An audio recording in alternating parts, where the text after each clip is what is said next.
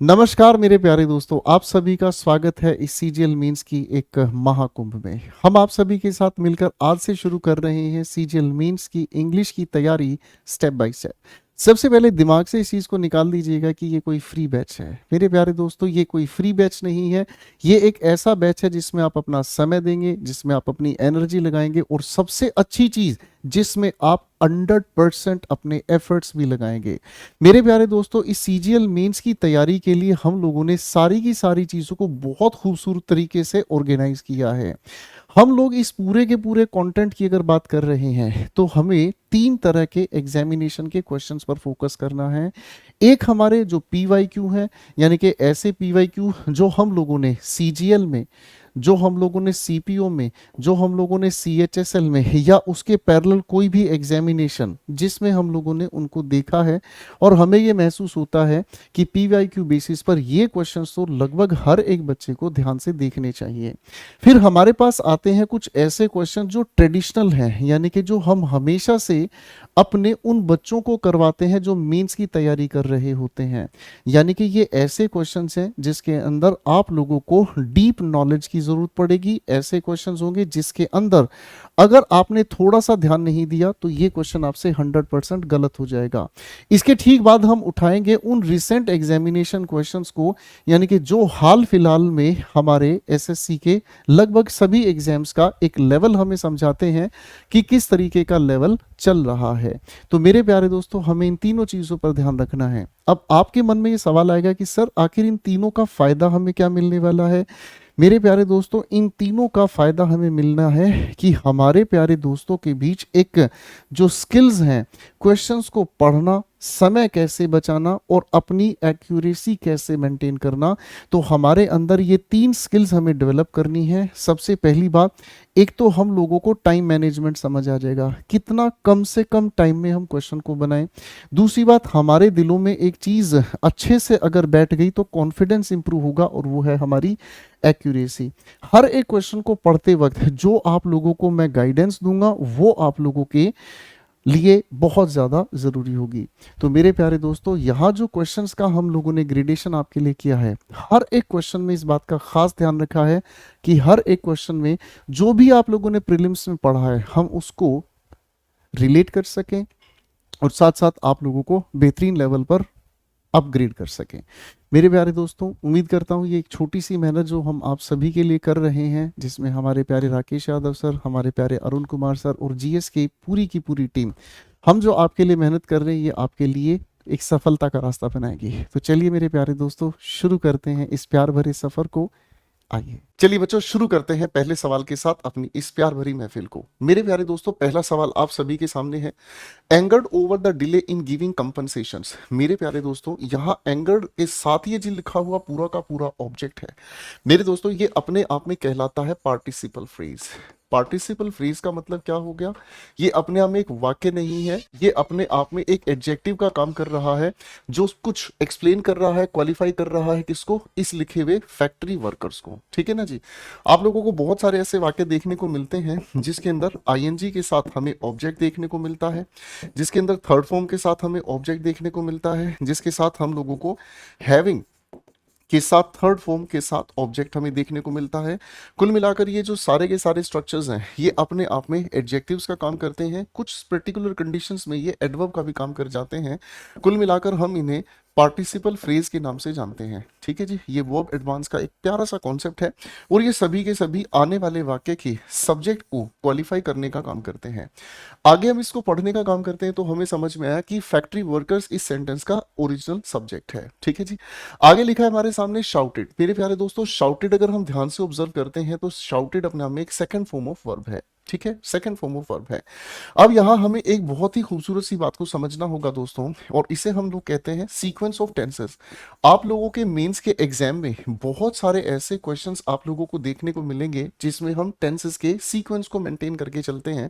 यानी कि सेंटेंस का पहला हिस्सा, पहला क्लॉज दूसरे सेंटेंस को यानी कि दूसरे क्लॉज को टेंस के अकॉर्डिंग वेरी करता है, चेंज करता है। कभी कभी second part of the sentence यानी कि सेकंड क्लॉज यानी कि सबऑर्डिनेट क्लॉज कभी कभी मेन क्लॉज को चेंज करना जानता है। तो मेरे प्यारे दोस्तों, एक बेसिक नियम से आज पहले मिलते हैं जिसमें हमें समझ आता है कि अगर हमें पहला क्लॉज, ये CL1 का मतलब पहला क्लॉज, यहां पर CL2 का मतलब दूसरा क्लॉज, पहला अगर हमारे सामने लिखा हुआ सेंटेंस पास्ट में है तो दूसरे हिस्से को भी हम मेंटेन करके चलते हैं पास्ट में। तो बच्चों आगे बढ़ते हैं। Slogans against the president when he reaches the office. तो यहाँ व्हेन के साथ जो हमारे सामने लिखा हुआ है रीचेज, हम इसे ठीक करने की कोशिश करेंगे और सर पास्ट के साथ पास्ट मेंटेन करने का काम करेंगे, यानी कि रीच्ड अपने आप में क्या हो गया भाई, सेकंड फॉर्म ऑफ वर्ब। ठीक है, एक जो भी ट्रिक आप लोगों को क्वेश्चन वाइज बताई जाए उसे एक तरफ जरूर लिख लीजिएगा, क्योंकि धीरे धीरे हर एक क्लास में मैं जो ट्रिक्स आप लोगों को बताऊंगा that will help you in developing a good understanding. अगले सवाल की तरफ बढ़ते हैं दोस्तों। The early years of the renaissance. Renaissance एक खूबसूरत शब्द है जिसका अर्थ होता है पुनर्जागरण। ठीक है, रिवाइवल, रिबर्थ, लिटरेचर या आर्ट की फॉर्म्स को जब हम दोबारा से वापस लेकर आते हैं उसी को हम रिवाइवल कहते हैं, रिबर्थ कहते हैं, रिनाजा कहते हैं। ये स्पेलिंग टेस्ट में भी आपसे पूछा जाता है।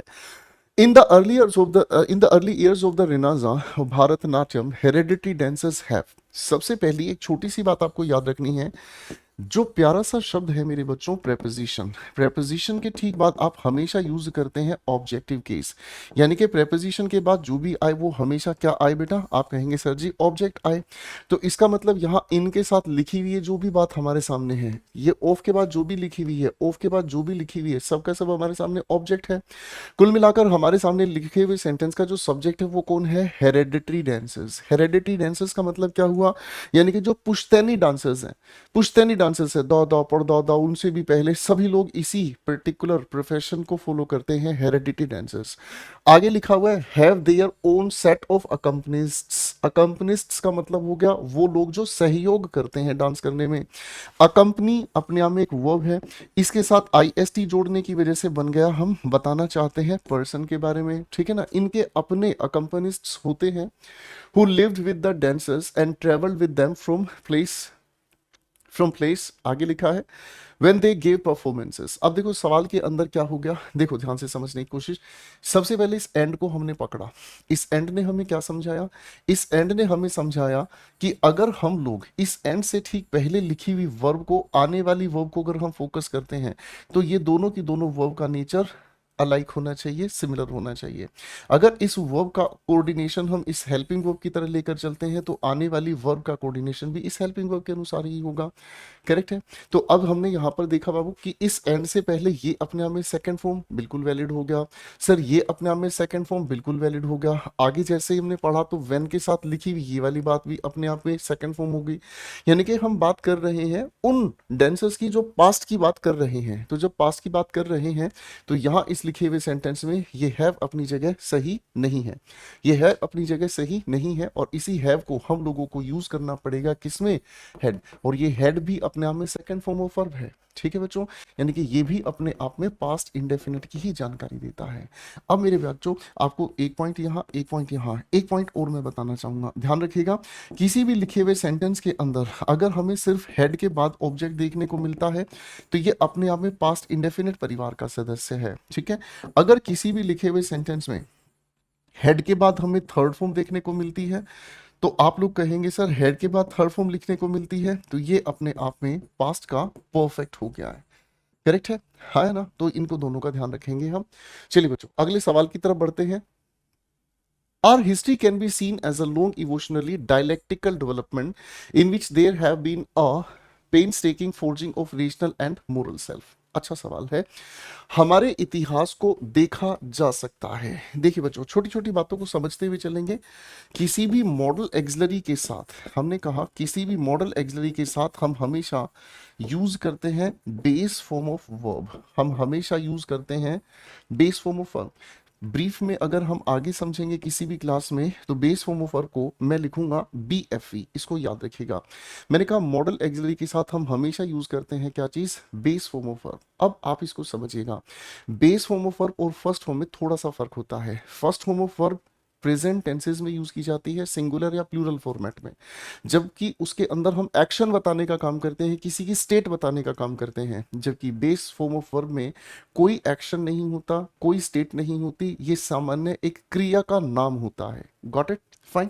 तो भैया हम इसके साथ यूज करते हैं हमेशा बेस फॉर्म ऑफ वर्ब, ठीक है। अब मॉडल एक्सिलरी का पैसिव अगर हमें बनाना हो तो ये तो एक्टिव वॉइस, ये हमारे सामने पैसिव वॉइस। तो बेटा मॉडल एक्सिलरी के अंदर अगर हमें पैसिव की फॉर्मेशन बनानी है तो भैया इसी के साथ हम लोगों को लगानी पड़ेगी बेस फॉर्म ऑफ वर्ब, कौन सी, बी।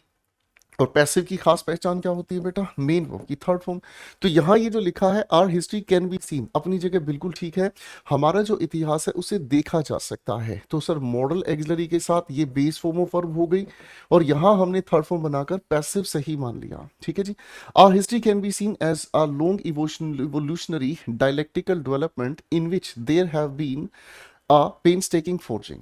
अब मेरे बच्चों यहाँ एक छोटी सी बात आपको ध्यान रखनी है और बात इतनी खूबसूरत है, ये पेपर में कई बार आपको परेशान करती है।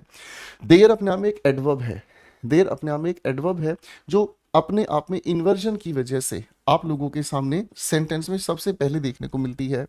अब इसके बाद आने वाली जो भी हमारे पास हेल्पिंग वर्ब है उसका असलियत में जो सब्जेक्ट लिखा हुआ है वो सब्जेक्ट हेल्पिंग वर्ब के बाद लिखा मिलता है, यानी कि इसी सब्जेक्ट के अनुसार निर्धारित होगी कि ये हेल्पिंग वर्ब सिंगुलर होनी चाहिए या फिर ये हेल्पिंग वर्ब प्लूरल होनी चाहिए। तो बच्चों बिल्कुल आसान होगी बातचीत समझनी। अब हमें यहाँ पर क्या समझ आया, यहाँ पर इस देयर के बाद हम इस हैव को अगर ध्यान से देखते हैं तो इस हैव के लिए सब्जेक्ट कहाँ है, अ पेन्स टेकिंग फोर्जिंग, ठीक है जी। क्या लिखा है, pens taking forging of rational and moral self. तो यानी कि यही हमारे सामने क्या हो गया, सब्जेक्ट। सिंगुलर होने की वजह से इस हैव को हटाकर दोस्तों यहां पर हमें क्या लिखना पड़ा, हैज। करेक्ट हो गया भाई, अच्छा सवाल था। चलिए बच्चों क्वेश्चन को ध्यान से पढ़ने की कोशिश जरूर कीजिएगा, समझने की कोशिश जरूर कीजिएगा, ठीक है बच्चों।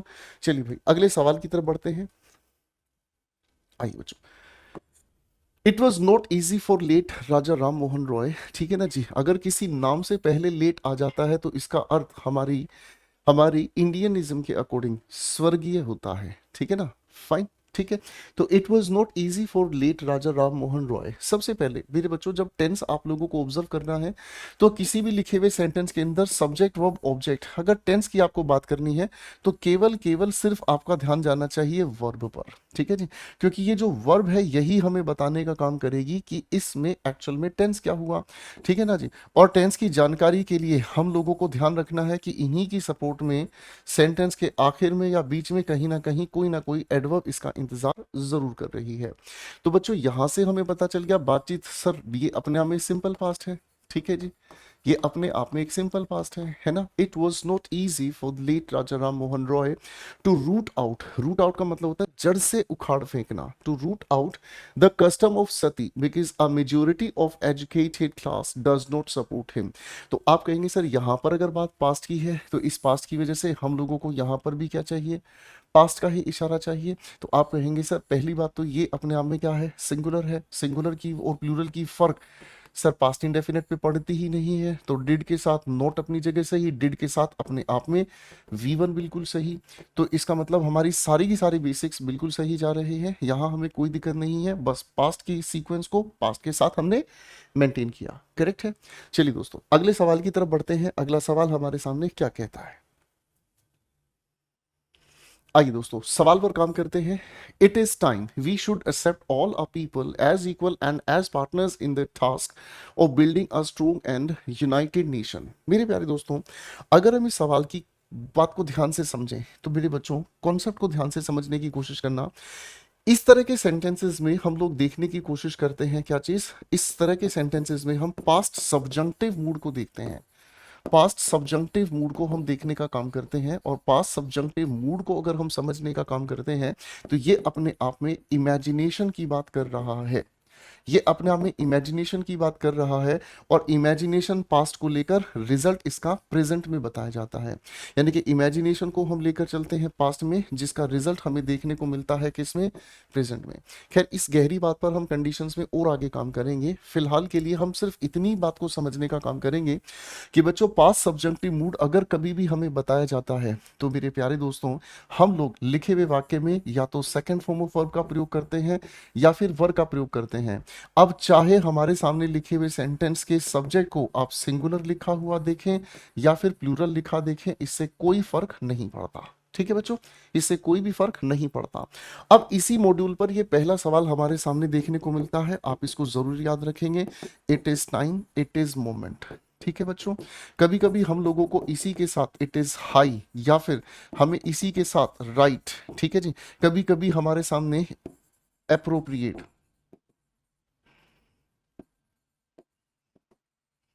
तो इन सभी के साथ टाइम या मोमेंट हमें देखने को मिलता है, तो ये हमारे लिए कोई घबराहट की बात नहीं है।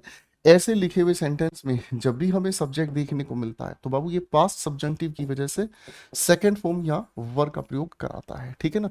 तो इट इज टाइम के बाद ये हमारे सामने सब्जेक्ट हो गया, बोलो हाँ, ठीक है बेटा।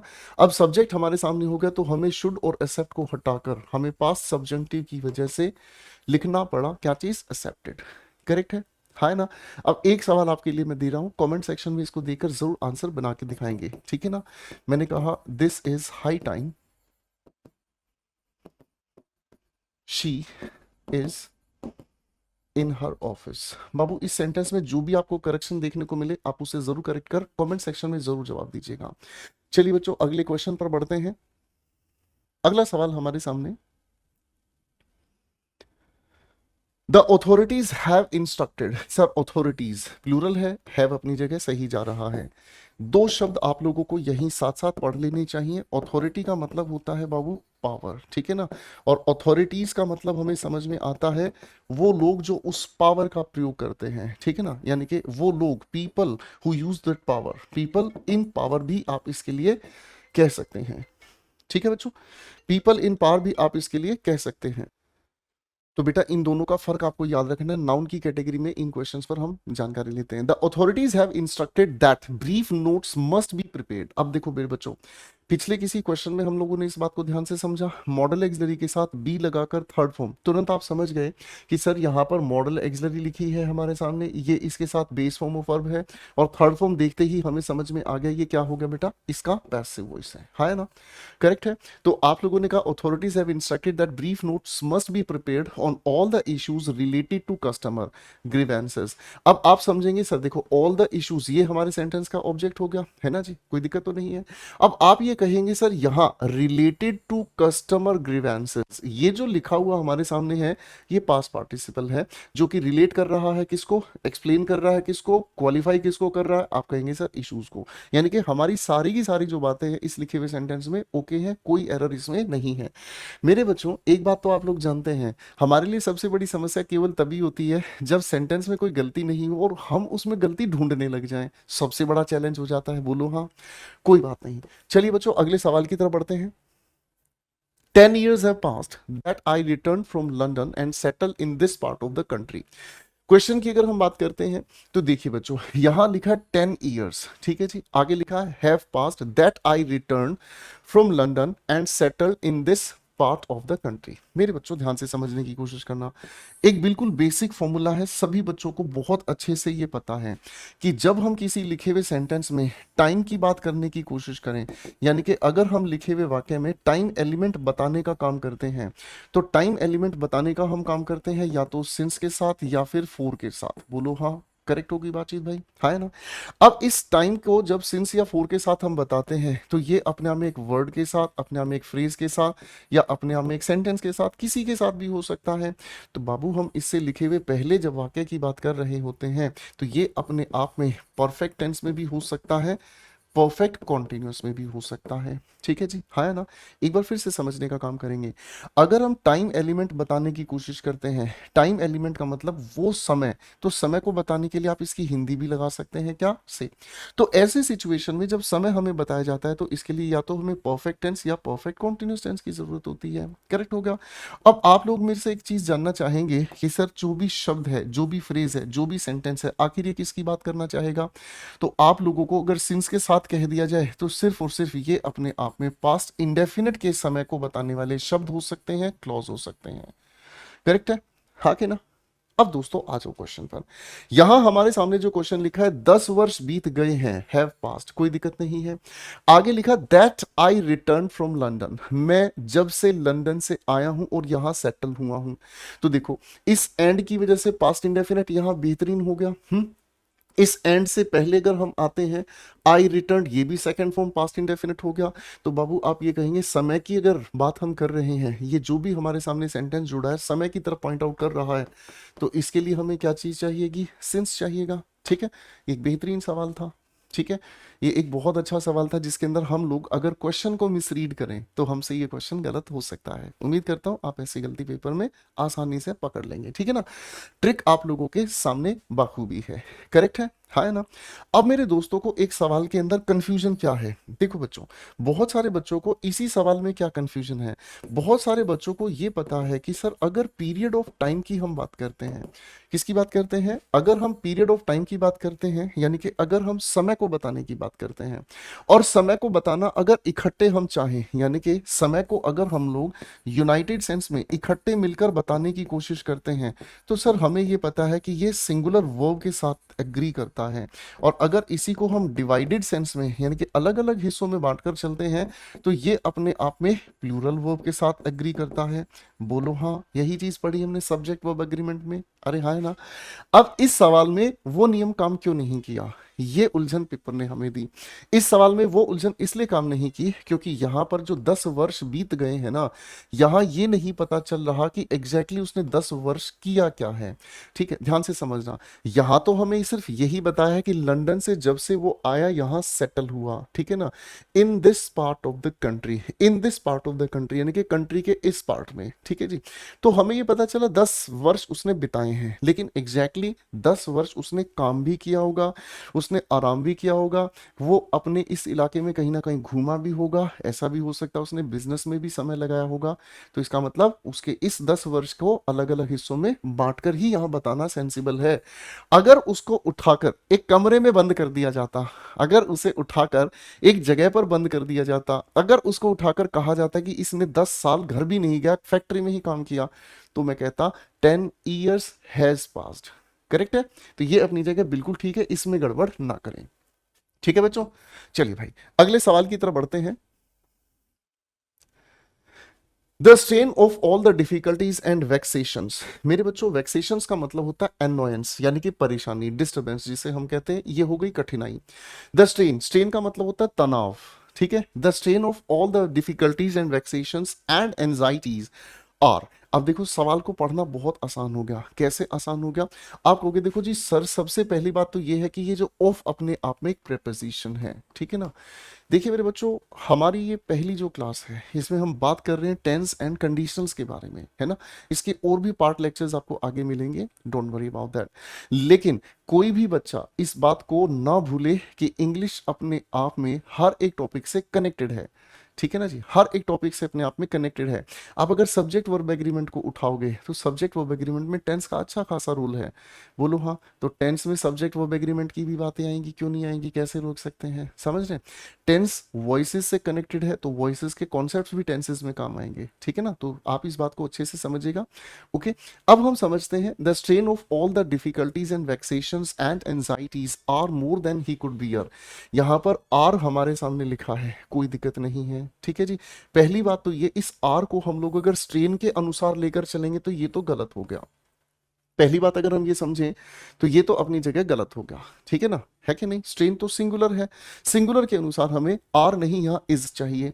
अब दोस्तों एक बात हम समझने की कोशिश करते हैं, देखो मॉडल एक्सिलरी परिवार है ना, बड़ा शैतान है। क्यों शैतान है, पता ही नहीं चलता कि मॉडल एक्सिलरीज की प्रेजेंट की फॉर्म्स अपने आप में क्या करती हैं, पास्ट की फॉर्म्स अपने आप में क्या करती हैं।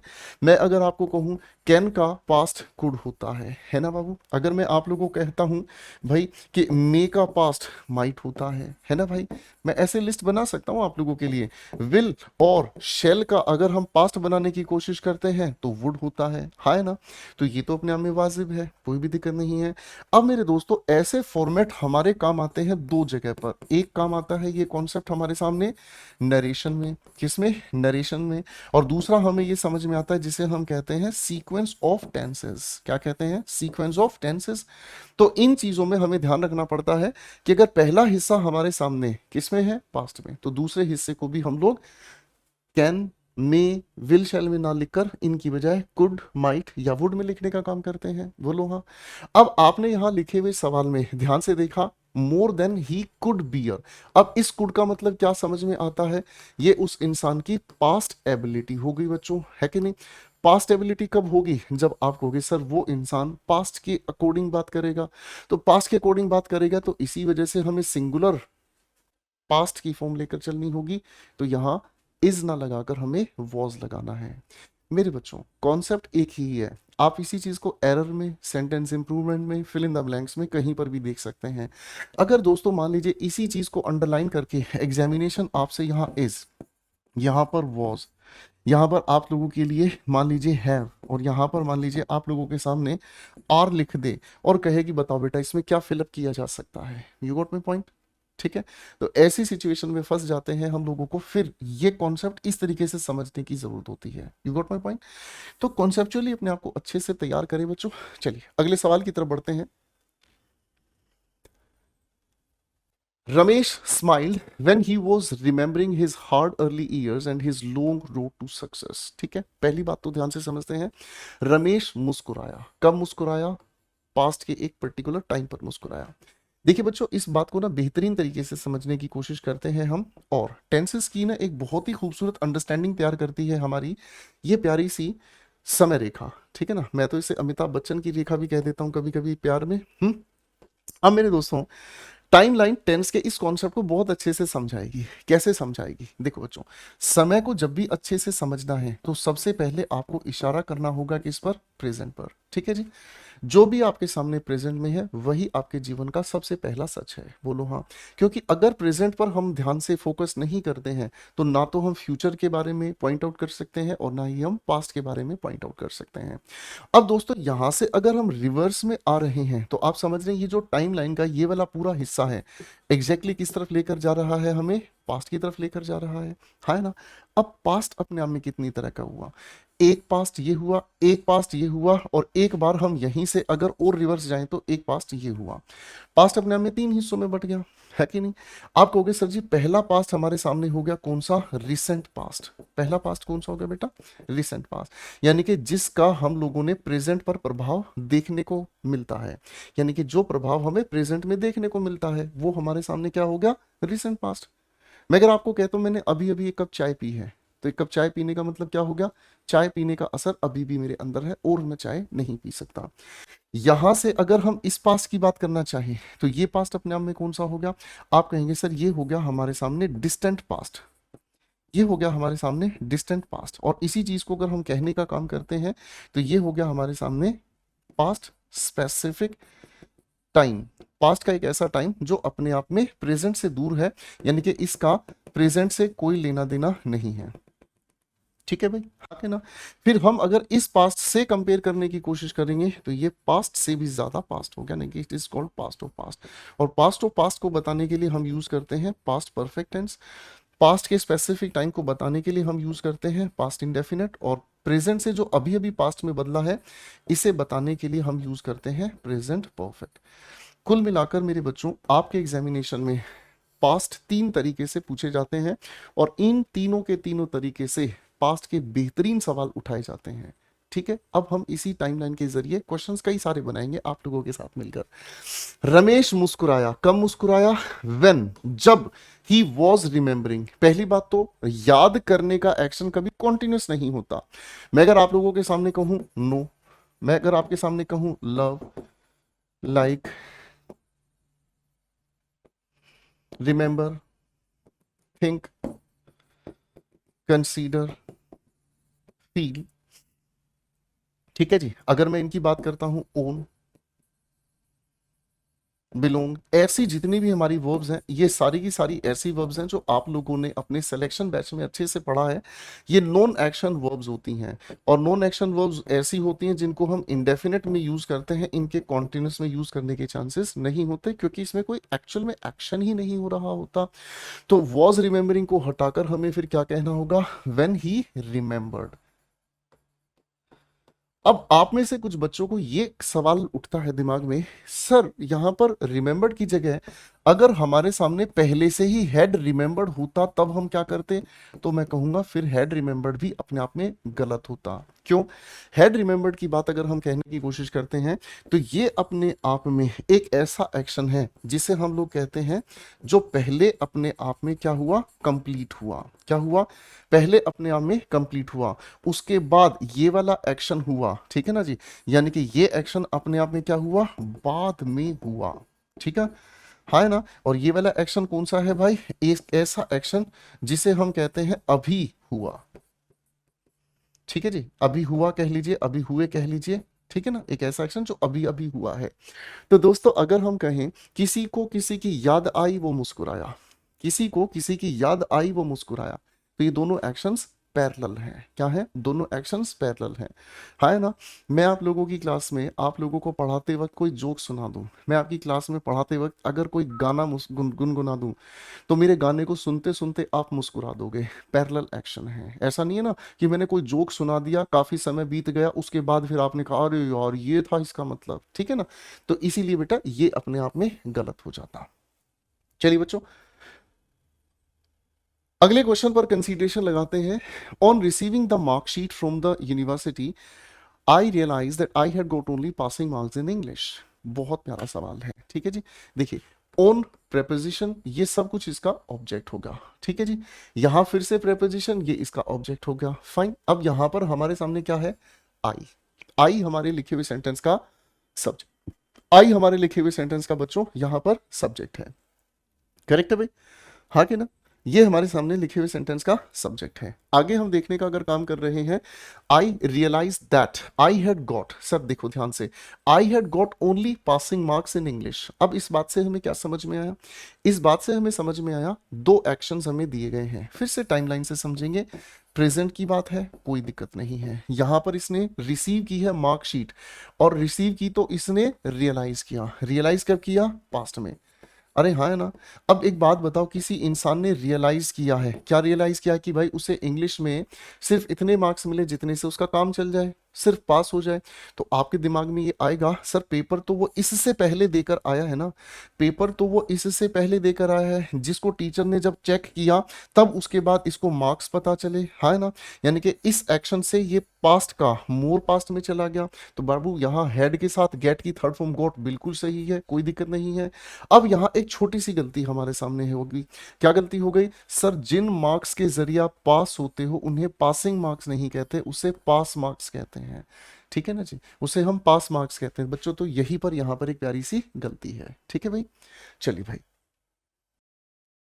आइए बच्चों, अब इस सवाल पर दिमाग लगाते हैं। The teacher as well as the students. सबसे पहली प्यारी बात को समझने का अगर हम काम करते हैं, ये जो एज वेल एज है ना बेटा, ये एज वेल एज अपने आप में कुछ और नहीं, एक प्यारी सी प्रेपोजिशन होती है। ठीक है ना जी, ये अपने आप में एक प्यारी सी प्रेपोजिशन होती है।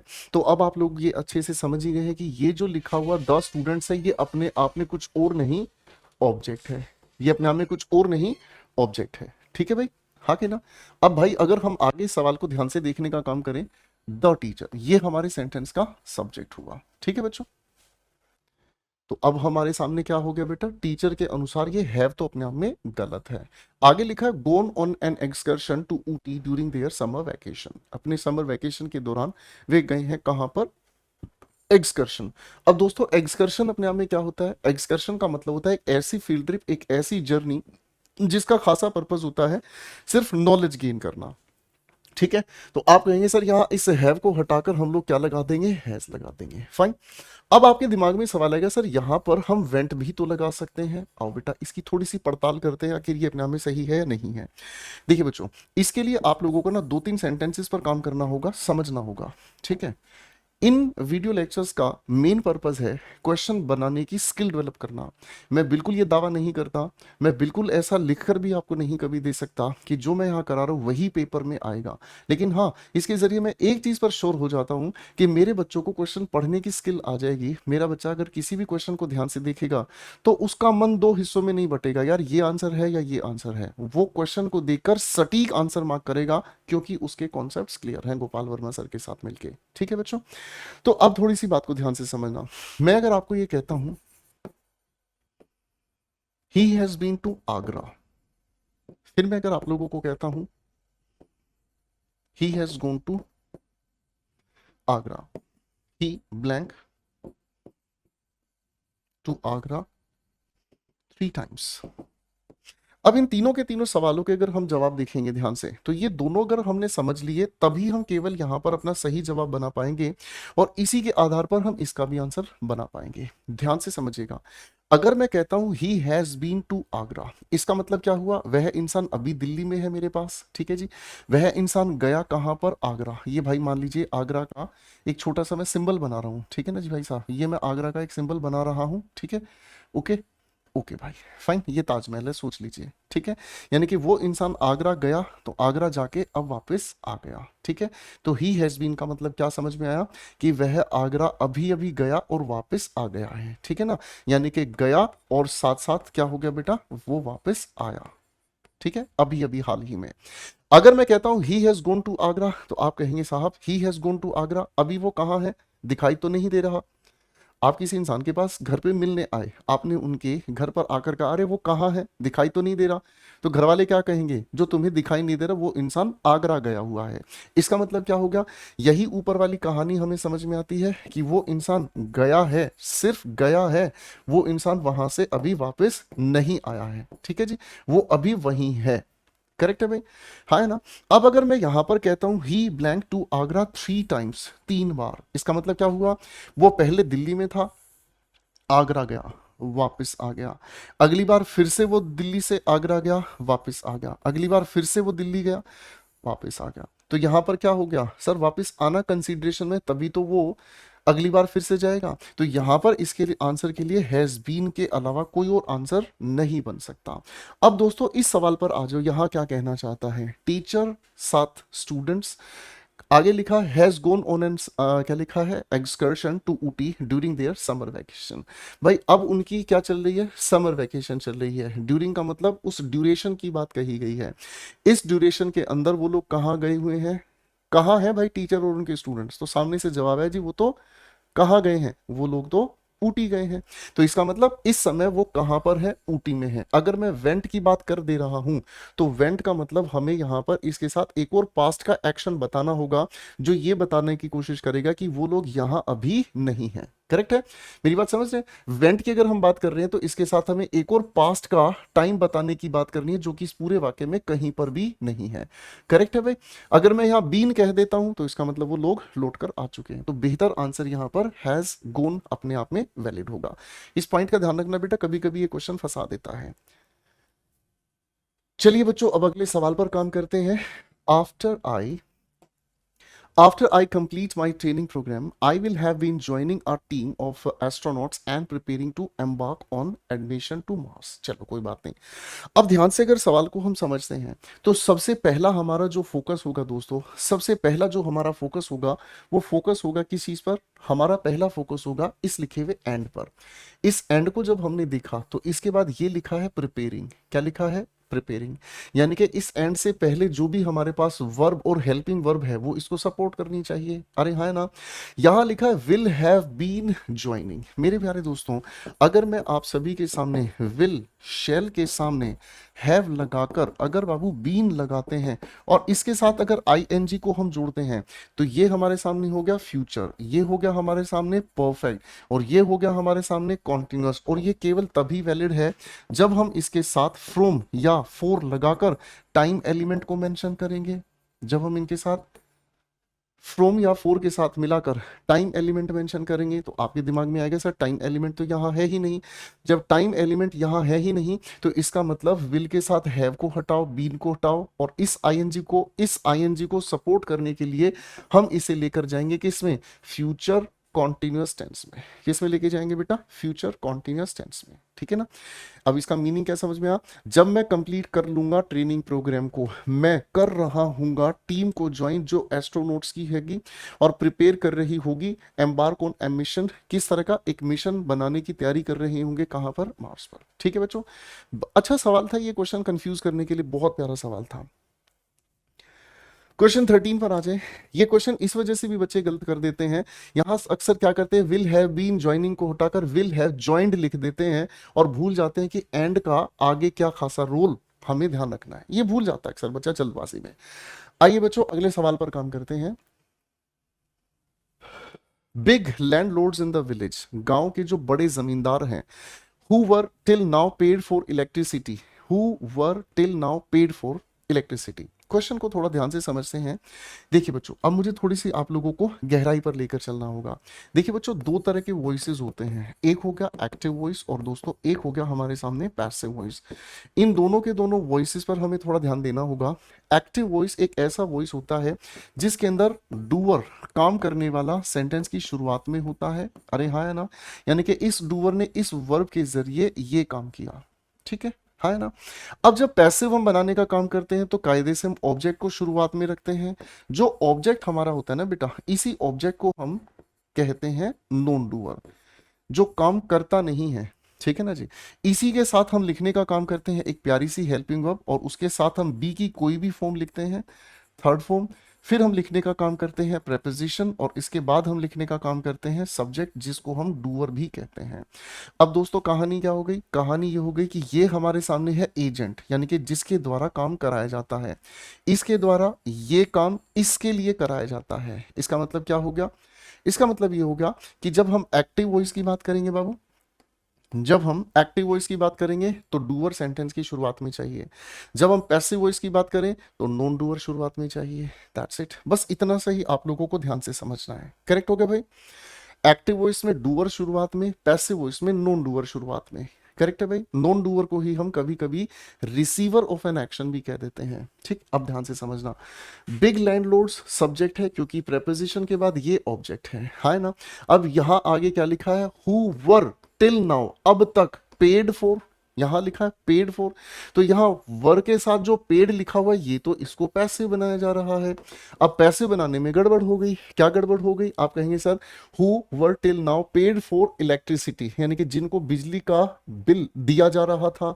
तो आप कहोगे सर बिजली का बिल उनको दिया जा रहा था, बिजली का बिल उनको दिया जा रहा था। तो आप कहेंगे सर ये तो बात अपने आप में वाजिब नहीं है, बिजली का बिल तो वो खुद भरेंगे, हाँ कि ना। तो भाई आप कहेंगे बिजली का बिल वो खुद भर रहे थे, तो इसका मतलब ये पैसिव की कंसीडरेशन ठीक नहीं है। आप यहां पर क्या लिखने का काम करेंगे, पेइंग लिखने का काम करेंगे। क्या लिखने का काम करेंगे यहां पर, पेइंग लिखने का काम करेंगे, ठीक है ना। Who were till now paying for electricity at subsidised rates will soon have to pay the government at full rates. अब उनको पूरे रेट के अनुसार बिल पे करना होगा, ठीक है ना जी। तो यहां तक हमारी बात अपनी जगह क्लियर हो गई भाई। चलिए बच्चों अगले क्वेश्चन की तरफ बढ़ते हैं। क्वेश्चन नंबर 14 क्या कहता है, she will have participate in the dance competition by the time her father returns from the tour. ठीक है, अब सवाल को ध्यान से समझते हैं। यहां पर लिखे हुए इस बाय द टाइम को अगर हम ध्यान से देखें तो बाय द टाइम का एग्जैक्टली मीनिंग होता है व्हेन, और व्हेन का मतलब जब। जब उसके पापा वापस आते हैं टूर से, जब उसके पापा वापस आते हैं टूर से, तो वह क्या कर चुकी होगी, वह कौन सा काम पूरा कर चुकी होगी। देखो बच्चों, अगर मैं यहां कहता हूं शी विल पार्टिसिपेट, तो शी विल पार्टिसिपेट का मतलब वह करेगी। तो जब उसके पापा आएंगे तब वह करेगी, तो सर यहाँ पर तो फिर बिफोर या आफ्टर का सीक्वेंस आना चाहिए। तो आप यहाँ कहना चाहेंगे कि उसके पापा के आने से पहले ही हमें यहाँ पर एक सीक्वेंस दिखाई दे रहा है। बात समझ रहे हैं, ठीक है। तो यहाँ हमें क्या कहना होगा, शी विल हैव, और हैव देखो ये हो गया फ्यूचर, ये परफेक्ट बनाने के लिए थर्ड फॉर्म लेकर आ जाएगा, तो शी विल हैव पार्टिसिपेटेड। एक अच्छा सवाल है, ठीक है बच्चे। ओके, बाय द टाइम का यहाँ पर फंक्शन व्हेन की तरह से यूज किया गया है, करेक्ट है, हाँ के ना। चलिए भाई अगले क्वेश्चन की तरफ बढ़ते हैं। ये सीपीओ की परीक्षा से उठाया गया सवाल है।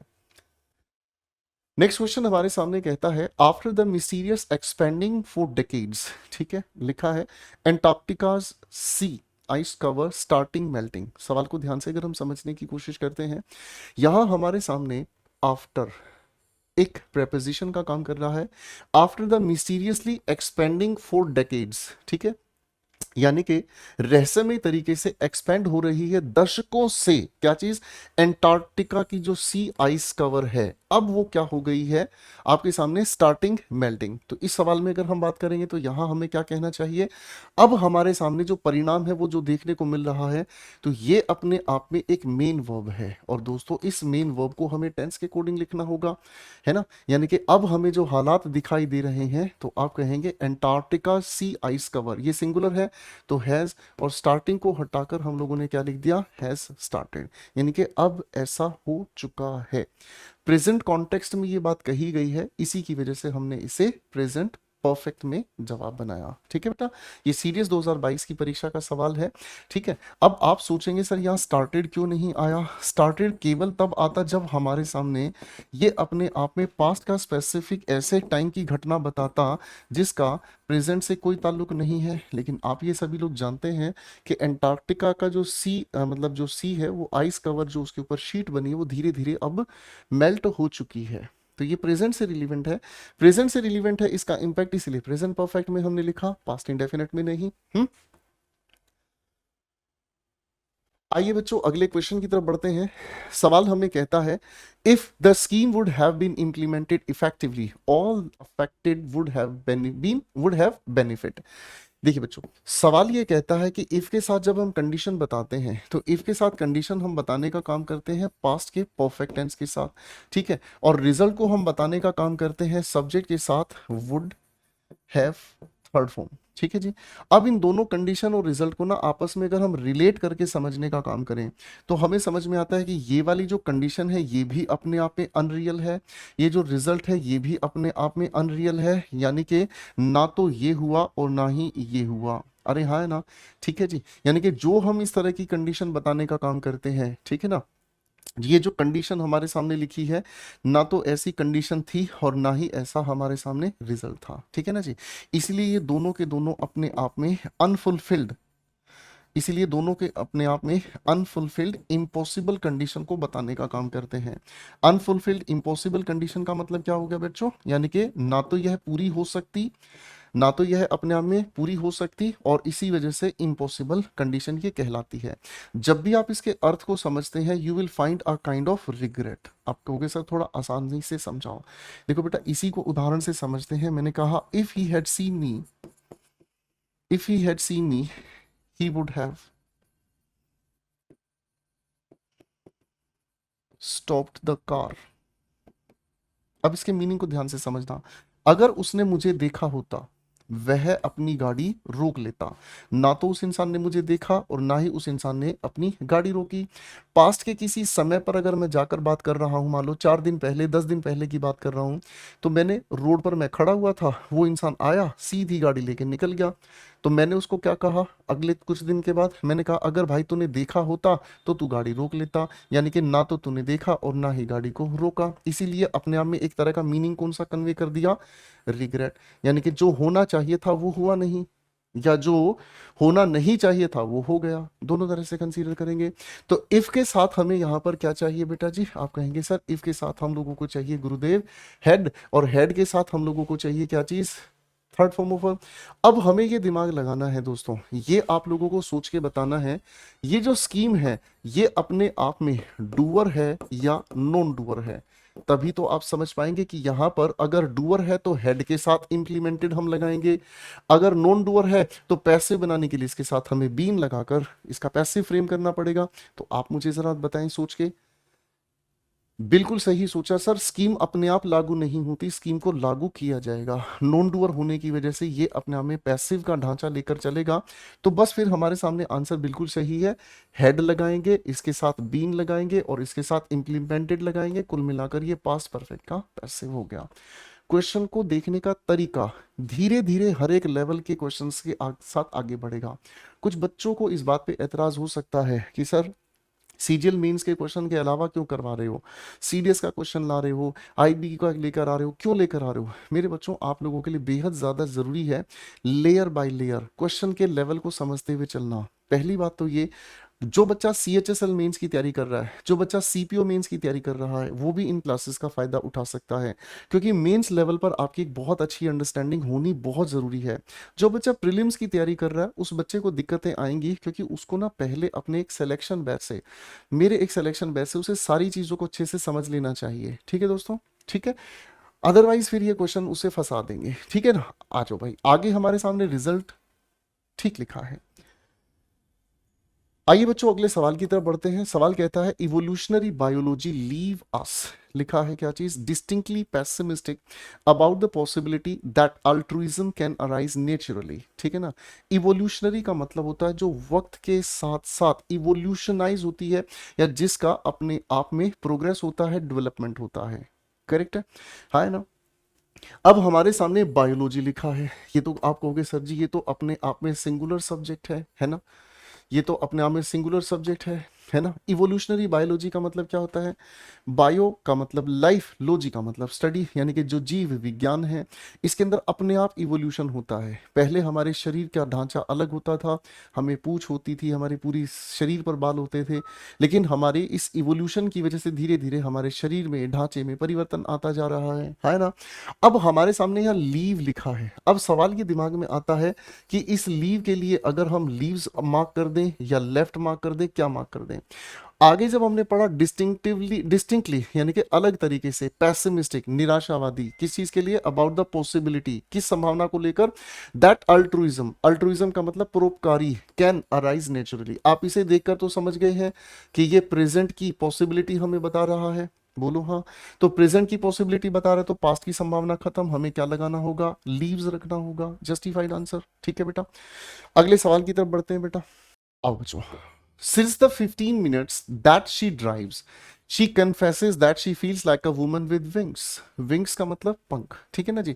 अब सवाल को अगर हम ध्यान से समझने का काम करें तो जो 15 मिनट के लिए उसने गाड़ी चलाई, तो 15 मिनट के लिए गाड़ी चलाने के बाद उसे ऐसा महसूस हुआ कि भाई वो एक ऐसी लेडी है, एक ऐसी वुमन है जिसको पंख लग गए हों। ठीक है। अब इस एहसास को केवल वही लोग समझ सकते हैं जिस इंसान ने पहली बार स्कूटर, बाइक, गाड़ी, कुछ भी ऐसी चीज चलाई हो। तो उसे पहली बार जो एहसास है ना, उसे लगता है यार मेरा शरीर इतनी तेज कैसे काम कर रहा है, कैसे चल रहा है। ठीक है ना जी। अब मेरे दोस्तों यहां हमारे सामने बताई गई है क्या चीज? आप कहेंगे सर यहां हमारे सामने बताई गई है ड्यूरेशन। और ड्यूरेशन को बताने वाली जो प्रेपोजिशन है वो सिंस नहीं होती, वो होती है फोर। क्या होती है बेटा? फोर। ठीक है ना। अब आप कहेंगे सर जी फोर तो आपकी बात समझ में आ गई, क्या इस फोर की वजह से ड्राइव्स को भी हम ठीक करेंगे? दिमाग में तो ये सवाल आएगा ही भाई। बिल्कुल ठीक नहीं करेंगे। जैसे मैंने कहा आई टीच हेयर फॉर 10 आवर्स। अब थोड़ा सा ध्यान से समझिएगा। मैंने आपको कहा I taught in that college for 3 years. ये अंडरस्टैंडिंग की बातें हैं बाबू, इनको समझने की कोशिश करना। मैंने कहा I have been teaching here for 6 years. तो इन तीनों की तीनों बातों का फर्क हम समझने का काम करते हैं।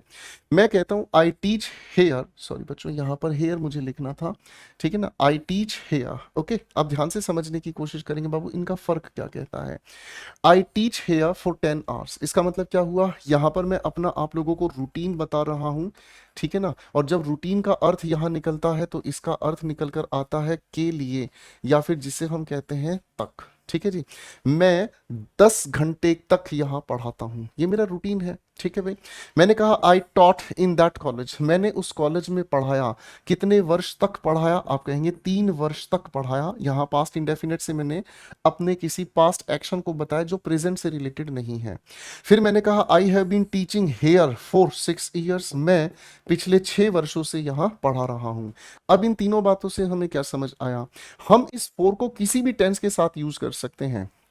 हम इस फोर को किसी भी टेंस के साथ यूज कर सकते हैं केवल तब जब इसका अर्थ निकल कर आता है तक या फिर के लिए। ये हमें एक ड्यूरेशन बताने का काम करता है किसी भी टेंस के साथ। लेकिन बाबू हम इस लिखे हुए टेंस को परफेक्ट या परफेक्ट कॉन्टिन्यूस के साथ केवल तब यूज करते हैं जब इसका अर्थ से निकलता है, और से का मतलब होता है partially incomplete, partially complete action के फ्यूजन को बताता है। यानी कि कोई काम कुछ हद तक तो पूरा हो चुका और कुछ हिस्सा अभी भी चल रहा है। तो दोस्तों यहां पर सिर्फ एक सिंपल ड्यूरेशन बताई गई है, 15 मिनट तक उसने गाड़ी चलाई। ठीक है ना। 15 मिनट तक जो वह गाड़ी चलाती है, शी कन्फेसेस, वह इस बात को मान लेती है। शी फील्स लाइक, अब देखो देखो पैरेललिज्म कितनी खूबसूरती से काम कर रहा है। कैसे? ये V1 हमारे सामने प्रेजेंट इंडेफिनिट के अकॉर्डिंग, ये V1 प्रेजेंट इंडेफिनिट, ये V1 प्रेजेंट, तीनों काम पैरेलल हैं। जब वो चलाती है, मानती है, महसूस करती है। आगे की बात, ठीक है बेटा, सीरियस का सवाल है, बेहतरीन सवाल है। कॉन्सेप्ट पर जरूर ध्यान रखिएगा बेटा। कई बार क्या होता है ना, हम कहीं किसी लिखे हुए वाक्य में सिंस या फॉर को देखकर इतने जल्दबाजी में डिसीजन लेते हैं कि सिंस या फॉर देखते ही तुरंत हम लोगों ने परफेक्ट या परफेक्ट कॉन्टिन्यूस का एरर मार्क कर देते हैं। जल्दबाजी नहीं करना है। हो सकता है आपने यहाँ पर सिंस की जगह कुछ और सोचकर इसे मार्क कर दिया हो, लेकिन आपका कॉन्सेप्ट क्लियर नहीं हो। अगर यही सेंटेंस इंप्रूवमेंट में आ गया तो समझो गई भैंस पानी में। आइए बच्चों अगले सवाल की तरफ बढ़ते हैं। As they driven through the dark twisting lane down which they had walked earlier, Lucius heard the whistling of the night air in his ears. कोई दिक्कत नहीं। लूशियस ने सुना, कौन से टेंस में सुना? सेकंड फॉर्म ऑफ फॉर्म में सुना, ठीक है ना जी। आगे लिखा है as they driven through. Sir उन्होंने, यहां पर जो दे है ना, ये हमारे सेंटेंस का सब्जेक्ट है। तो किसी भी लिखे हुए सब्जेक्ट के साथ हम सीधी थर्ड फॉर्म कभी भी अग्री नहीं कराते। ये तो कोई टेंस ही नहीं हुआ मेरे भाई, ये तो अपने आप में कोई टेंस ही नहीं हुआ भाई, है ना, ठीक है ना जी। आगे लिखा हुआ है क्या चीज? As they driven. हटाओ भाई साहब, आप कहेंगे एज दे ड्रो, जहां पर उन्होंने गाड़ी चलाई है या जो भी चलाया है। Through the dark twisting lane down which they had walked earlier. अब अर्लियर की वजह से फिर से वही टाइमलाइन को समझने का वक्त आ गया है। ये हमारे सामने प्रेजेंट हुआ बच्चों, यहां पर हम लोगों ने क्या कह दिया? रिमोट पास्ट, जिसे हम पास्ट इंडेफिनिट से बता रहे हैं, रिमोट पास्ट, ठीक है भाई। अब यहां इससे पहले जहां वो पहले ही क्या चल चुके थे, तो यहां पर हमारे सामने हेड वॉक्ड अपने आप में क्या हो गया? आप कहोगे पास्ट से मोर पास्ट हो गया, तो ये हेड वॉक्ड अपनी जगह बिल्कुल सही है, ठीक है ना जी। अब सर जहां उन्होंने चलाया वहां उन्होंने सुना, तो ये दोनों एक्शंस अपने आप में क्या है? पैरेलल। V2, तो ये भी किस में होगा? V2 में होगा। इजी।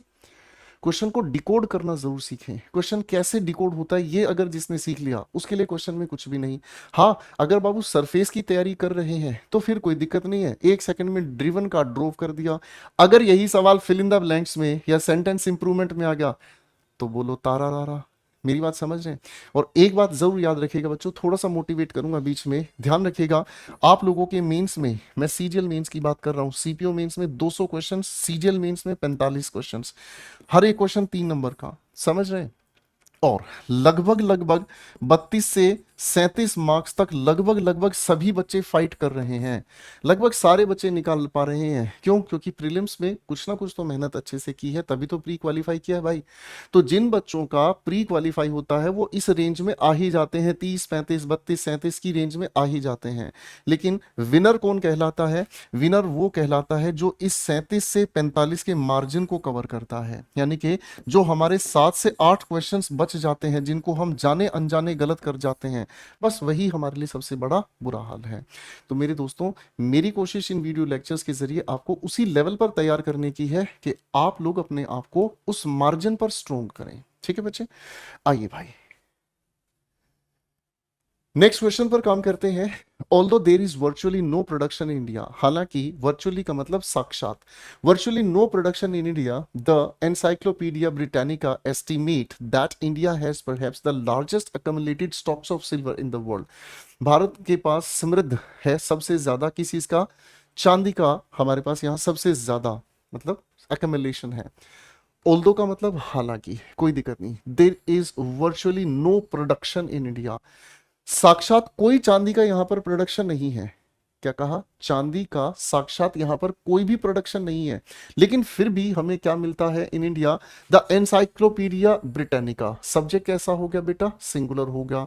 सिंगुलर होने की वजह से एस्टिमेट नहीं, क्या लगाएंगे हम? एस्टिमेट्स, ठीक है जी। क्यों? बात प्रेजेंट में है, बात आगे भी हमने प्रेजेंट में कही, तो ये भी प्रेजेंट में होनी चाहिए। ये तो हो गई बात हमारे सामने बिल्कुल सीधी सीधी तुक्के की, ये तो बात होगी सीधी सीधी तुक्के की, है ना। अब थोड़ा सा अगर इसके रीजन को हम समझने की कोशिश करें तो रीजन मैं आपके सामने समझाऊंगा, ध्यान दीजिएगा। अगर हम किसी भी सब्जेक्ट के बारे में, वो पर्सन हो सकता है, प्लेस हो सकता है, थिंग हो सकती है, मशीन हो सकती है, कुछ भी हो सकती है, अगर इसके बारे में हम कोई भी जनरल इंफॉर्मेशन आपको बताना चाहते हैं, एक ऐसी इंफॉर्मेशन जो स्टैटिक है, जो आंकड़ों के अनुसार अपने आप में सही है, तो इसको हम हमेशा प्रेजेंट इंडेफिनिट में ही बताने का काम करते हैं, ठीक है ना जी। हमारे सामने एक इंफॉर्मेशन है, हम उसको प्रेजेंट इंडेफिनिट में बताएंगे, दैट्स इट। करेक्ट है भाई। Question next we have, if you have thought, अगर आपने सोचा है about the alternatives, you would not have chosen such a difficult topic for term paper. सवाल आपके सामने बिल्कुल सिंपल हो गया है। कंडीशन रिजल्ट का लॉजिक थोड़ी देर पहले हमने बताया, तो क्या है, अब ध्यान से देखने की कोशिश कीजिएगा। यहां लिखा you would not have chosen, ठीक है। अगर आप थोड़ी ध्यान से इसके बारे में सोचते, अगर आप थोड़ा ध्यान से इसके बारे में सोचते, इसके विकल्प, ऑल्टरनेटिव्स का मतलब विकल्प, ऑप्शंस, चॉइसेस होता है, अगर आप इसकी चॉइसेस के बारे में थोड़ा ध्यान से सोचते, तो आप ये गलत टॉपिक अपने टर्म एग्जाम के लिए नहीं चुनते। इसका मतलब ना तो आपने ध्यान से सोचा और ना ही आपने एक अच्छा टॉपिक चुना, तो दोनों तरफ रिग्रेट की फीलिंग है। बस तो इतनी सी बात है, आप यहाँ पर पास्ट परफेक्ट की बात कर देंगे, ठीक है जी, यहाँ पर आप लोग पास्ट परफेक्ट की बात कर देंगे। Easy guys. नेक्स्ट क्वेश्चन पर काम करते हैं। The boss reminded them, the boss reminded them of the old saying. Boss ने उन्हें याद दिलाया एक पुरानी कहावत के बारे में। ऑब्जर्व कीजिएगा बेटा, रिमाइंडेड सेकंड फॉर्म हमारे पास आ गई है, of the old saying that honesty was the best policy. अब आगे क्या लिखा है, एंड टोल्ड। देखिए बच्चों, बॉस हमारे सामने सब्जेक्ट है इस V2 का, बॉस हमारे सामने सब्जेक्ट है इस V2 का। Told them that they had better. अब ध्यान से समझने की कोशिश करना, कोई बच्चे इस हैड बेटर को ध्यान से समझने की अगर कोशिश करेंगे, तो हैड बेटर अपने आप में मार्जिनल मॉडल एक्सिलरी कहलाता है। क्वासी मॉडल एक्सिलरी भी इसी को हम कहते हैं, जो इक्विवेलेंट होता है शुड, ठीक है ना, है ना। अब अगर हम इसको समझने की कोशिश करते हैं, तो ये अपने आप में शुड के साथ हम सामने वाले को अलर्ट करते हैं, सामने वाले को अलर्ट करते हैं। जैसे अगर मैं किसी को कहता हूं, मैंने कहा you should change your dress, तो इसका मतलब ये एक सामान्य एडवाइस है, एक जनरल एडवाइस है, आपको अपनी ड्रेस चेंज कर लेनी चाहिए, करेक्ट है। लेकिन अगर इसी शुड को हटाकर मैं हैड बेटर लगा दूं, अगर मैं कहता हूं you had better change your dress, तो इसका मतलब इसके बाद कोई दुर्परिणाम आपको देखने को मिल सकता है, इसके बाद आपके खिलाफ कोई एक्शन लिया जा सकता है, आपको अपनी ड्रेस चेंज कर लेनी चाहिए, यही आपके लिए अच्छा होगा। अब इस अच्छा होगा कहने का मतलब क्या होगा, इसके बाद कोई ना कोई बुरी घटना हो सकती है अगर आपने चेंज नहीं किया, ठीक है। तो बाबू ये अपने आप में क्या हो गई, मॉडल एक्सिलरी हो गई, ठीक है। अब इस मॉडल एक्सिलरी के साथ हम यहाँ क्या देख रहे हैं, ये बी अपने आप में बेस फॉर्म ऑफ वर्ब है, ऑनेस्ट अपने आप में एडजेक्टिव है। The boss reminded them of the old saying that honesty was. आप कहेंगे सर ईमानदारी एक अच्छी नीति है, ये तो हमेशा के लिए, इस पर तो कोई दिक्कत ही नहीं है।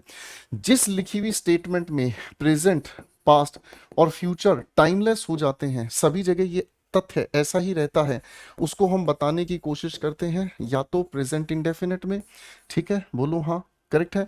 और अगर कोई हमारे सामने हिस्टोरिकल फैक्ट बता दिया जाए, ऐतिहासिक तथ्य बता दिया जाए, तो उसे हम बताने का काम करते हैं पास्ट इंडेफिनिट में। तो दोस्तों ईमानदारी एक अच्छी नीति है, इस पर समय का ही प्रभाव नहीं पड़ता, इसलिए वॉज को हटाकर हमने यहाँ इज लगाया। ये सीपीओ मेंस की परीक्षा में सवाल पूछा गया। आइए बच्चों अगले सवाल पर बढ़ते हैं। I am not familiar with all the important places in this town. मैं फेमिलियर नहीं हूं सर, उसको ऑब्जर्व कीजिएगा, ये V1 हमारे सामने आ गई है। I am not familiar with all the important places in this town, ठीक है, इस टाउन के सारे प्लेसेस से मैं परिचित नहीं हूं।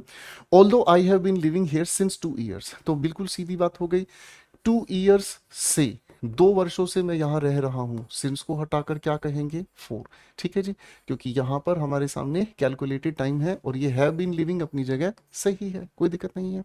अब आप कहोगे सर फिर आपने इसको पॉइंट क्यों किया था बाबू, यही डिसाइड करेगा कि यहाँ प्रेजेंट परफेक्ट कॉन्टिन्यूस रहेगा या पास्ट परफेक्ट कॉन्टिन्यूस रहेगा। करेक्ट हो गया भाई। अगले क्वेश्चन पे आ जाओ बेटा। If I had not followed his advice, I would not be successful today। ठीक है जी, देखिए बच्चों ये है अपने आप में एक प्यारा मिक्स्ड कंडीशनल का क्वेश्चन। देखिए बच्चों, कंडीशन के नियम को एक बार मैं आपको समझा देता हूं। ये हमारे सामने पास्ट परफेक्ट, ये हमारे सामने लिखे हुए सब्जेक्ट के साथ वुड हैव थर्ड फॉर्म। इसका मतलब हमारे सामने क्या हो गया, कंडीशन भी अपने आप में पास्ट के टाइम को बताती है, ये एक्शन नहीं है, पास्ट का सिर्फ टाइम बताती है, ठीक है ना जी, जो कि अपने आप में क्या है, अनफुलफिल्ड है, हुआ ही नहीं। ये भी अपने आप में क्या है बेटा, पास्ट का टाइम हमें बता रहा है जो कि अनफुलफिल्ड है, ठीक है ना। इसको समझाने की जरूरत नहीं, क्योंकि इससे रिलेटेड एग्जांपल्स मैं आपको दे चुका हूं। लेकिन अगर आप ये ही चीज मिक्स्ड कंडीशन के अकॉर्डिंग समझना चाहो, तो इसी नियम के अंदर हम लोग इफ के साथ पास्ट परफेक्ट का जिक्र कर देंगे। क्या बताने के लिए? पास्ट का अनफुलफिल्ड टाइम बताने के लिए।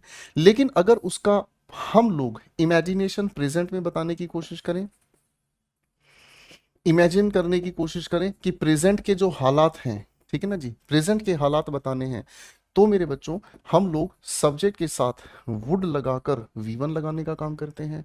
यही खूबसूरत सवाल यहाँ आपके सामने लिखा है। ये ट्रेडिशनल पीवाईक्यू है बच्चों।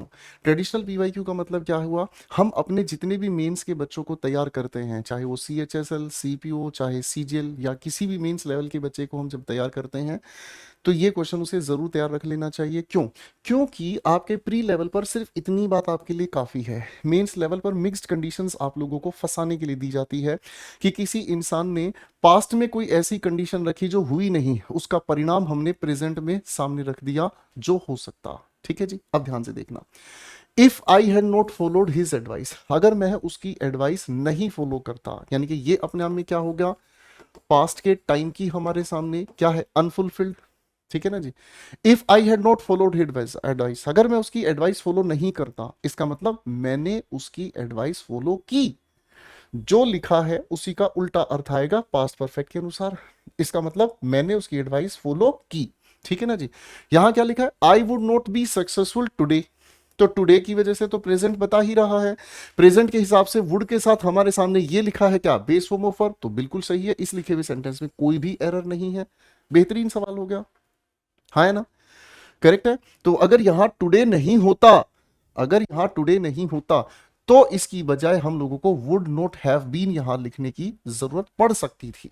ठीक है जी, हाँ के ना? तो बाबू इसको थोड़ा सा ध्यान से समझने की कोशिश करना। ये बहुत ही बेहतरीन सवाल आप सभी के लिए पेपर फंसा देता है। करेक्ट है, इस लिखे सेंटेंस में कोई भी एरर नहीं है।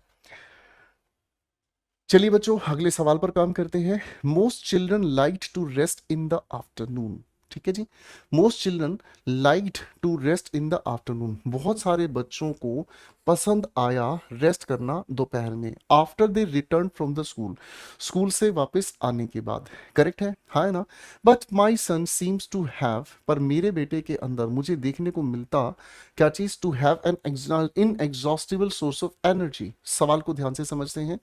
पहली बात तो ये मेरे दोस्तों, यहां से लेकर यहां तक जो भी ये बात लिखी है, आप ध्यान से देखोगे तो आप कहेंगे सर यहां पर ये लिखी हुई जो बात है अपने आप में पूरी ही पास्ट में है, पूरी ही पास्ट में है। अब ध्यान से समझने की कोशिश करना मेरे बच्चों। अगर हम हैबिट की बात करते हैं तो हैबिट, यूं तो आपने याद किया है कि प्रेजेंट इंडेफिनिट से ही बताया जाता है, बोलो हाँ।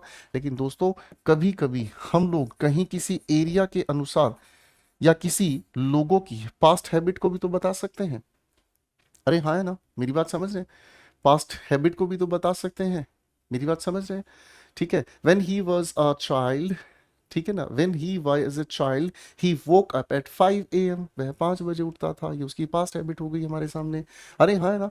तो यहाँ पर पास्ट हैबिट बताइए। अधिकतर जहां ये रहती थी, अधिकतर जो बच्चे हैं वहां दोपहर में सोते थे after they return from school, school से आने के बाद। लेकिन मेरे बेटे के अंदर मैंने क्या देखा? मेरे बेटे के अंदर मुझे देखने को मिला कि भाई उसके पास तो अलग ही तरह की एनर्जी है, भगवान ही जाने, थकता ही नहीं और दोपहर में सोता भी नहीं। तो उस और कुछ नहीं करना, सारे सीक्वेंस को पास्ट में मेंटेन करते हुए हम चले जाएंगे। और ये हमने लिख दिया बट, ठीक है ना? CPO Tier 2 से ये परीक्षा का सवाल उठाया गया है। आइए बच्चों, अब इस सवाल की तरफ हम चलते हैं। आगे क्या लिखा है? Once he realize that he had committed a mistake, अगर उसे इस बात का एहसास हो जाए। वंस ही रियलाइज्ड, V2 से कहा गया है। Once he realize that he had committed a mistake. अगर हम इसके अंदर टाइम सीक्वेंस को ऑब्जर्व करके देखें बच्चों, तो टाइम सीक्वेंस वही टाइमलाइन से हम लोगों को समझनी होगी। सर ये तो हो गई हमारे सामने कौन सी बात? प्रेजेंट की बात, ठीक है ना? रियलाइज वो कहाँ कर रहा है? आप कहेंगे सर जी रियलाइज वो हमारे सामने पास्ट के किसी स्पेसिफिक टाइम पर कर रहा है ना भाई? ये हमारे सामने है। अब रियलाइज क्या कर रहा है? ही हैड कमिटेड, यानी कि पास्ट ऑफ पास्ट की वजह से यहां पर हमारे सामने हैड कमिटेड अपनी जगह सही है। Once he realize that he had committed a mistake, तो ये मोर पास्ट होने की वजह से पास्ट परफेक्ट में बिल्कुल सही जा रहा है। A mistake he admits it and corrected it. भाई ये तो एंड वाला लॉजिक काम कर गया। एंड के बाद यहां पर V2 है, एंड के बाद भी हमें V2 लेकर चलना होगा क्योंकि सारी की सारी जो रियलाइजेशन ऑफ एक्शन है वो पास्ट में ही है। तो भाई इसको हटाकर हमें इसे पास्ट फॉर्मेट में लेकर जाना होगा विदाउट डिले। ठीक है बेटा, फाइन, ये ट्रेडिशनल पीवाईक्यू है। जहां आपके सामने ट्रेडिशनल पीवाईक्यू हमने लिखा है वो क्वेश्चंस हैं तो 2014-13 के आसपास के क्वेश्चंस हैं। मेरी बात समझ रहे हैं? हम उन क्वेश्चंस को ट्रेडिशनल रख देते हैं कि वो क्वेश्चंस तो हमें एक अच्छी लेवल ऑफ अंडरस्टैंडिंग के लिए समझने जरूरी हैं। आइए दोस्तों अगले सवाल पर बढ़ते हैं। अगला सवाल कहता है, if she had told me that her husband never lived with in his means का मतलब क्या होता है? जो उनके पास अपने सोर्सेज हैं, जो उनके अपने साधन हैं। आप इसको ऐसे भी कहने की कोशिश करो, जो पैसा कमा के वो लाते हैं उसके हिसाब से एक इंसान के खर्च करने की, लाइफस्टाइल बनाने की, जिंदगी जीने का एक तरीका बनता है। तो वो एक पैरामीटर की बात यहाँ कही है।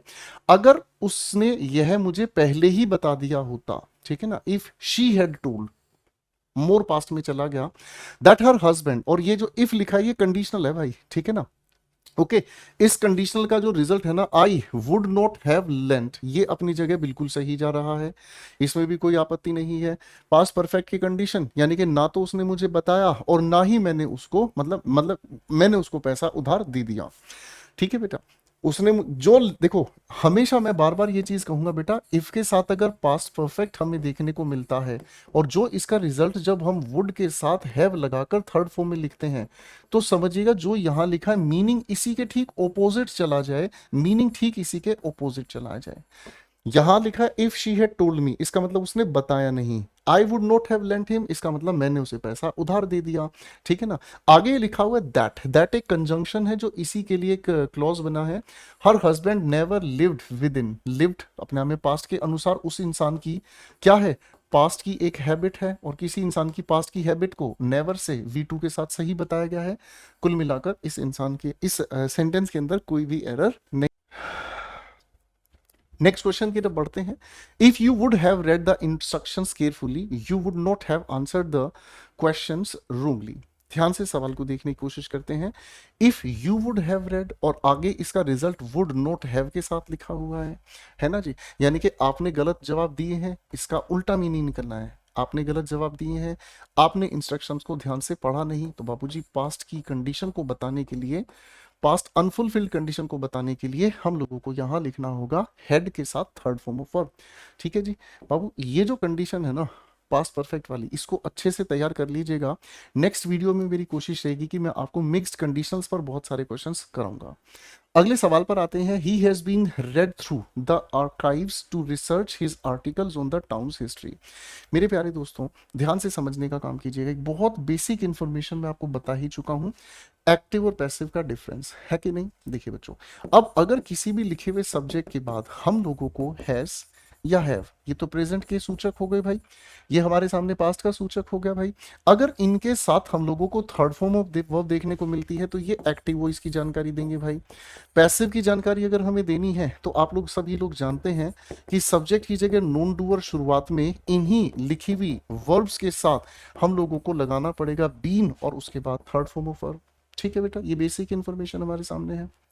अब मेरे प्यारे दोस्तों, इस लिखे हुए सवाल की अगर बात हम कर रहे हैं, ही हैज बीन रेड, क्या लिखा हुआ है, थ्रू द आर्काइव्स, आगे लिखा हुआ है क्या चीज, to research his articles on the town's history, है ना। अब ध्यान से समझना, वह इंसान, सर ये पैसिव की कंस्ट्रक्शन सही है, तो पैसिव अगर आप कह रहे हैं तो ये इंसान नॉन डूअर हो गया, इसका मतलब तो उसे पढ़ा गया है, तो यानी कि यहां पर ये बात अधूरी है। ठीक है जी, यहां पर ये बात अधूरी है। आगे लिखा है इसने जो भी कुछ पढ़ा है, कहां से पढ़ा है, पब्लिक रिकॉर्ड्स को आर्काइव्स कहते हैं, ये वन वर्ड सब्स्टिट्यूशन में आप याद करते हैं। किस चीज के लिए पढ़ रहा है भाई, क्या पढ़ने का कारण है, टू रिसर्च, रिसर्च करने के लिए, किस चीज को, his article on the town's history, town की हिस्ट्री पर। तो इसका मतलब अब आप इसको समझने का काम कीजिएगा कि उस इंसान ने एकदम से तो सब कुछ नहीं पढ़ा, हमें ये समझ में आ रहा है कि वो टाउन हिस्ट्री पर रिसर्च कर रहा है प्रेजेंट के अनुसार, तो ज्यादा बेहतर हमारे सामने क्या होगा, ही हैज बीन रीडिंग। क्या कहेंगे, ही हैज बीन रीडिंग। अब भले ही इस लिखे हुए सेंटेंस में सिंस या फोर का यूज नहीं है, पर हमें ये समझ में आता है कि ये एक ऐसा एक्शन हमारे सामने बताया जा रहा है जो एक्शन टाइम टेकिंग है, एक ऐसा एक्शन है जो लगातार किए जाने पर ही संभव हो सकता है। तो यहाँ प्रेजेंट परफेक्ट की बजाय हमें क्या कहना सेंसिबल है, he has been reading through archives, archives के जरिए वो इन चीजों का पता लगा रहा है। करेक्ट है भाई। आइए बच्चों, अगले क्वेश्चन पर काम कर रहे हैं हम, क्वेश्चन 31। केयरफुली इसको पढ़ने की कोशिश कीजिएगा प्लीज। क्वेश्चन हमारे सामने क्या कहता है, इंडियन एंटरप्रेन्योर्स, स्पेलिंग टेस्ट में आता है ये शब्द, आप जरूर इसको याद कर लीजिएगा। Indian entrepreneurs are making waves throughout the world, पूरी दुनिया में इस बात की लहर वो उठा रहे हैं।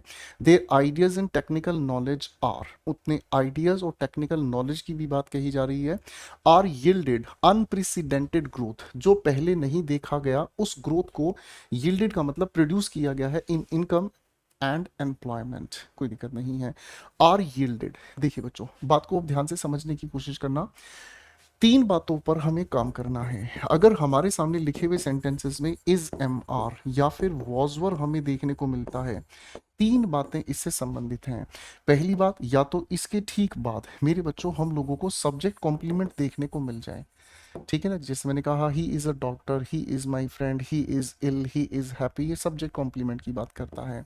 दूसरी बात मेरे बच्चों, इन्हीं के साथ अगर V1 ING यानी कि वर्ब की कॉन्टिन्यूस फॉर्म अगर हम जोड़ देते हैं तो ये प्रेजेंट का या पास्ट का कॉन्टिन्यूस टेंस बन जाता है। तीसरी बात हमें समझ में आती है, अगर इसके साथ हम थर्ड फॉर्म जोड़ देते हैं तो ये हमारे सामने प्रेजेंट या पास्ट इंडेफिनिट का पैसिव स्ट्रक्चर बन जाता है। अब सवाल ये उठता है कि यहाँ पर आर यील्डेड कह देना सही है, तो आप कहेंगे सर बिल्कुल गलत है। क्यों? हमें ये समझ में आता है क्या चीज, कि जी उनके जो आइडियाज हैं ये देयर किसके लिए है, एंटरप्रेन्योर्स के लिए है। उनके आइडियाज और उनकी टेक्निकल नॉलेज ने प्रोड्यूस किया है, ना कि वो प्रोड्यूस कर पाए हैं या उनके द्वारा प्रोड्यूस हुआ है। आप कहेंगे सर इनकी वजह से प्रोड्यूस हुआ है, तो आर ना कहकर हमें यहाँ पर क्या कहना होगा, हमें यहाँ पर इस प्रेजेंट के कॉन्टेक्स्ट, आर मेकिंग प्रेजेंट के कॉन्टेक्स्ट की वजह से हम लोगों को यहाँ पर क्या लिखना होगा, हैव। क्या लिखना होगा, हैव। ठीक है जी, हमें यहां पर क्या लिखना होगा बेटा, हैव। ठीक है, इसका मतलब हमें क्या समझ में आया कि उनके इन सारे आइडियाज और टेक्निकल नॉलेज का परिणाम जो हमें देखने को मिला है वो क्या है, have yielded unprecedented growth in income and employment. ठीक है जी, ये वाली बात याद रखना बेटा, बहुत सारे क्वेश्चंस में आप लोगों को काम आएगी। अगले क्वेश्चन पर चलते हैं। if it were possible to get if it were possible to get near when one of the volcanic eruptions take place, we should see a grand sight। अच्छा सवाल है मेरे बच्चों, सवाल को ध्यान से पढ़ने की कोशिश करेंगे। सवाल की शुरुआत में जो हमें देखने को मिलता है, क्या देखने को मिलता है, इफ इट वर पॉसिबल, है ना। तो आप यहाँ इमेजिनेशन की बात करेंगे और इमेजिनेशन को कैसे बताएंगे, अगर यह संभव हो, अगर यह संभव हो या अगर यह संभव होता, इमेजिन कर रहे हैं, और इमेजिन के लिए ही यहां पर वर का हम प्रयोग करते हैं। इस बात के बारे में मैं आपको शुरुआती क्वेश्चंस में बता चुका हूं। If it were possible to get near, नजदीक जाना अगर संभव होता, when one of the volcanic eruptions take place, we should see a grand sight, एक बहुत ही गजब का नजारा हमें देखने को मिलता है। अब दोस्तों मैं फिर से आपको बताता हूं, कहने के लिए तो ये पास्ट सब्जंक्टिव है, कहने के लिए तो ये पास्ट सब्जंक्टिव है, लेकिन जो भी इसके साथ अर्थ निकल कर आता है वो हमेशा प्रेजेंट में निकल कर आता है। अगर किसी छोटे बच्चे ने ये सोच लिया कि जी यहाँ पास्ट का अर्थ, तो बिल्कुल गलत सोच रहे हैं। प्रेजेंट में इसका अर्थ निकलता है, इसीलिए टेक को हटाकर हम लोग लिखने की कोशिश करेंगे टेक्स प्लेस। याद रखिएगा इस बात को। अगर किसी बच्चे को सेंटेंस इंप्रूवमेंट में ऐसा सवाल देखने को मिल जाए और आप इसे अगर टुक कह दें, तो समझ लीजिएगा आपने अपना आंसर गलत कर दिया है। मैं फिर से एक बात कह रहा हूं, कॉन्सेप्ट वही है, यही चीज आपको फिल इन द ब्लैंक्स, यही चीज आप लोगों को इंप्रूवमेंट या एरर में भी आपसे पूछी जा सकती है। करेक्ट है, हाँ है ना। एक सवाल आपके सामने, ठीक है ना,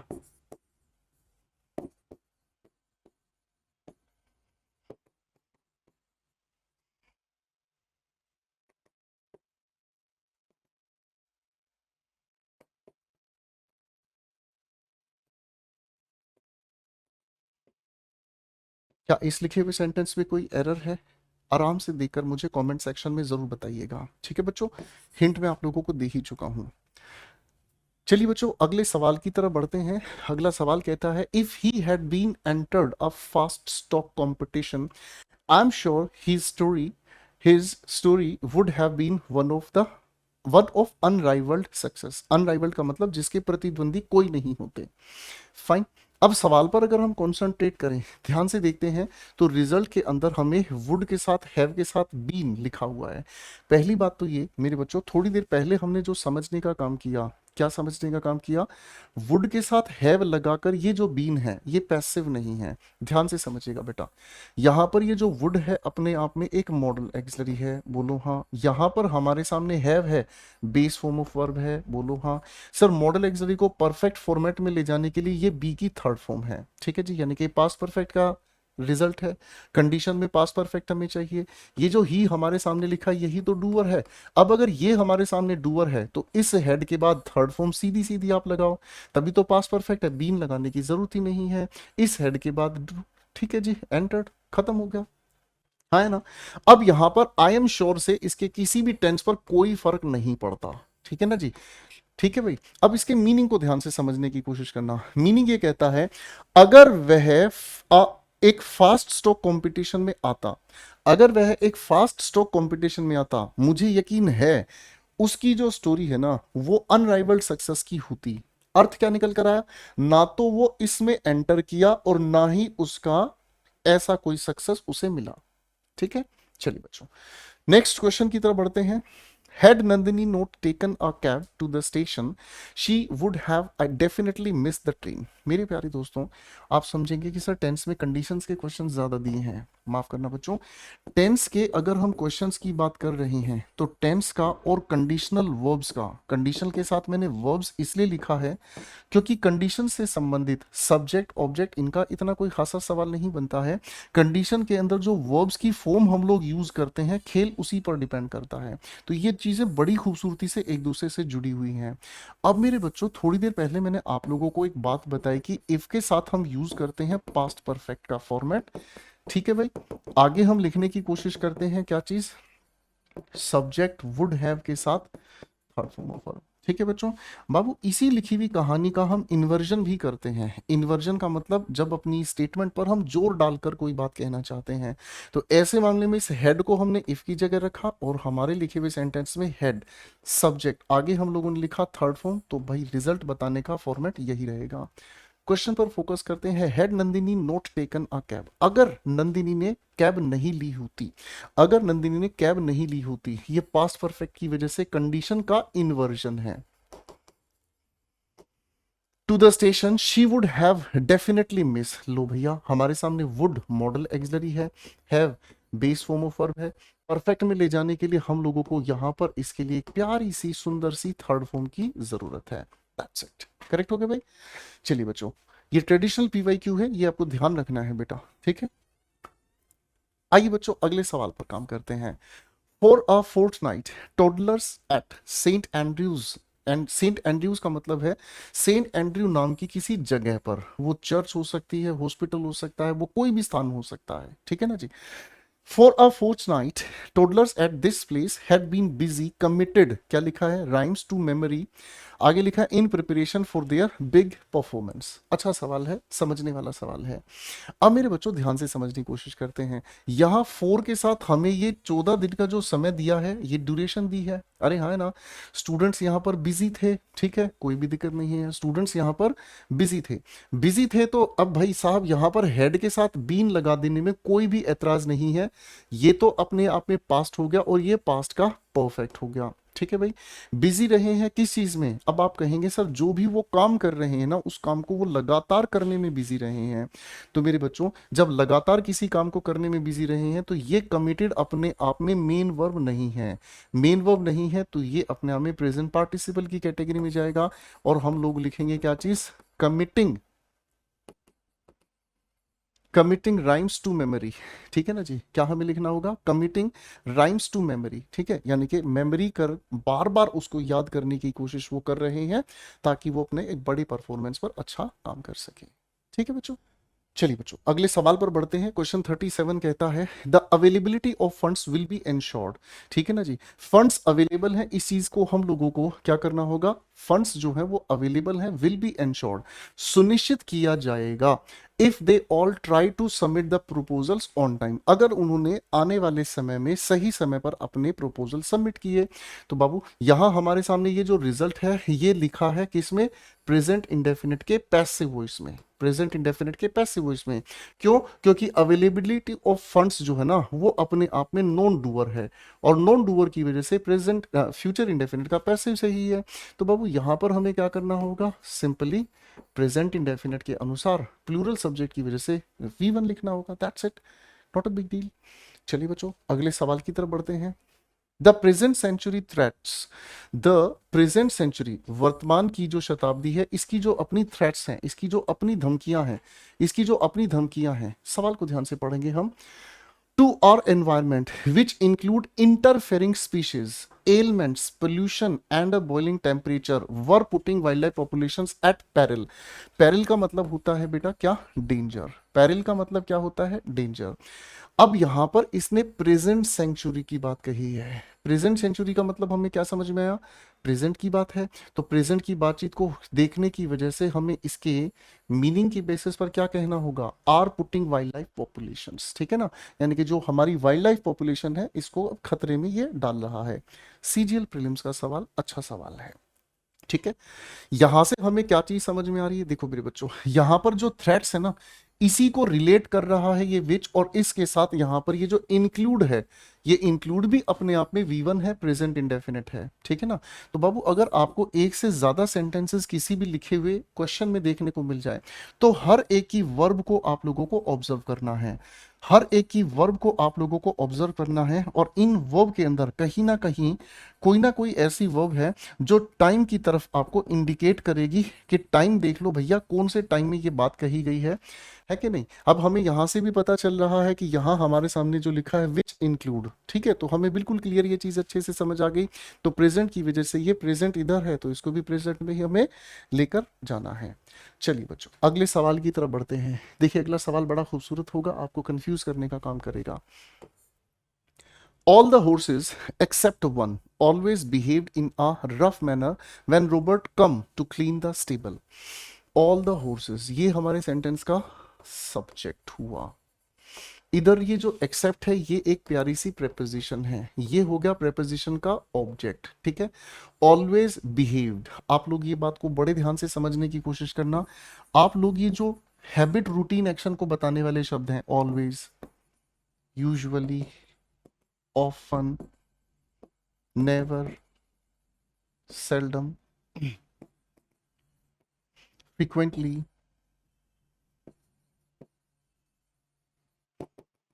जितने भी हमारे ये शब्द हैं मेरे बच्चों, हम लोग आप लोगों को हमेशा ये चीज बताते हैं, प्रेजेंट की अगर किसी इंसान की हैबिट है तो प्रेजेंट के इंडेफिनेट से बता दें, पास्ट की किसी इंसान की हैबिट है तो ये पास्ट इंडेफिनेट में बता देंगे।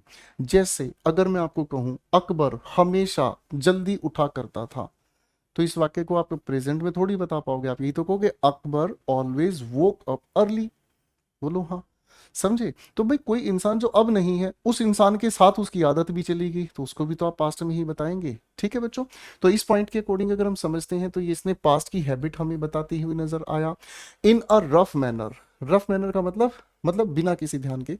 व्हेन, जब, रॉबर्ट, तो सर जब पास्ट की ही बात आ रही है तो हम यहाँ पर इसको भी तो पास्ट के ही टाइम में लेकर जाएंगे, करेक्ट हो गई बात भाई। अगले क्वेश्चन पर बढ़ते हैं दोस्तों। अगला क्वेश्चन देखिए क्या कहता है। The ministry was considered several proposals for the development of small and medium enterprises during budget discussion. बड़ा अच्छा सवाल है, ध्यान से समझने की कोशिश करते हैं।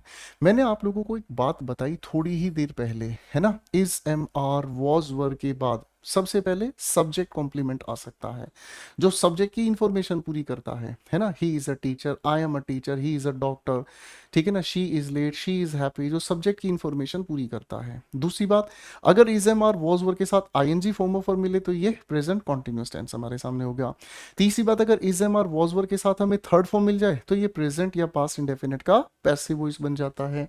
अब एक बात बताओ ध्यान से, मिनिस्ट्री तो किसी चीज को कंसीडर कर रही है, मिनिस्ट्री तो किसी चीज को कंसीडर कर रही है, यानी कि यही अपने आप में डूअर है। जब यही अपने आप में डूअर है तो इस वॉज को लगाने की क्या जरूरत है, पैसिव बनाने की क्या जरूरत है।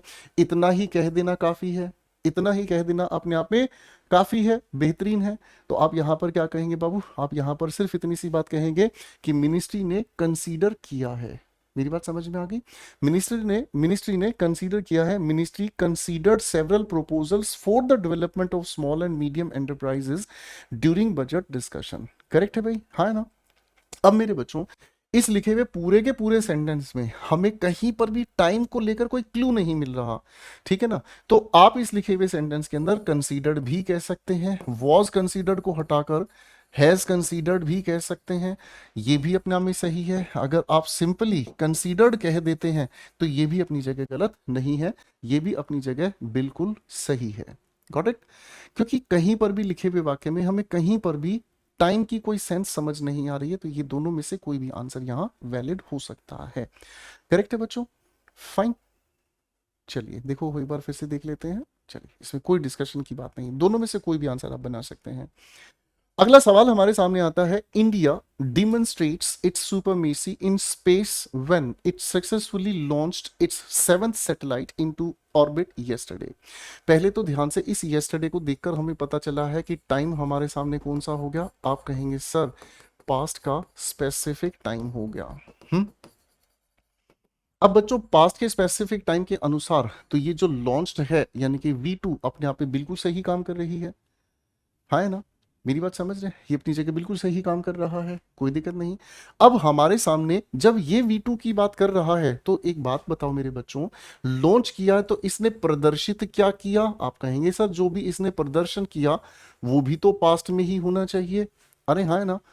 एक बार फिर से समझने का काम करें। मान लीजिए मेरा कोई दोस्त 3 दिन पहले एक नई बाइक ले आया, 3 दिन पहले मेरा एक दोस्त एक नई बाइक लेकर आया है, ठीक है। आज वो मेरे सामने कुछ करे या ना करे फर्क नहीं पड़ता, पर 3 दिन पहले तो उसने मुझे अपने पास पैसा होना, अपनी अमीरी दिखा दी।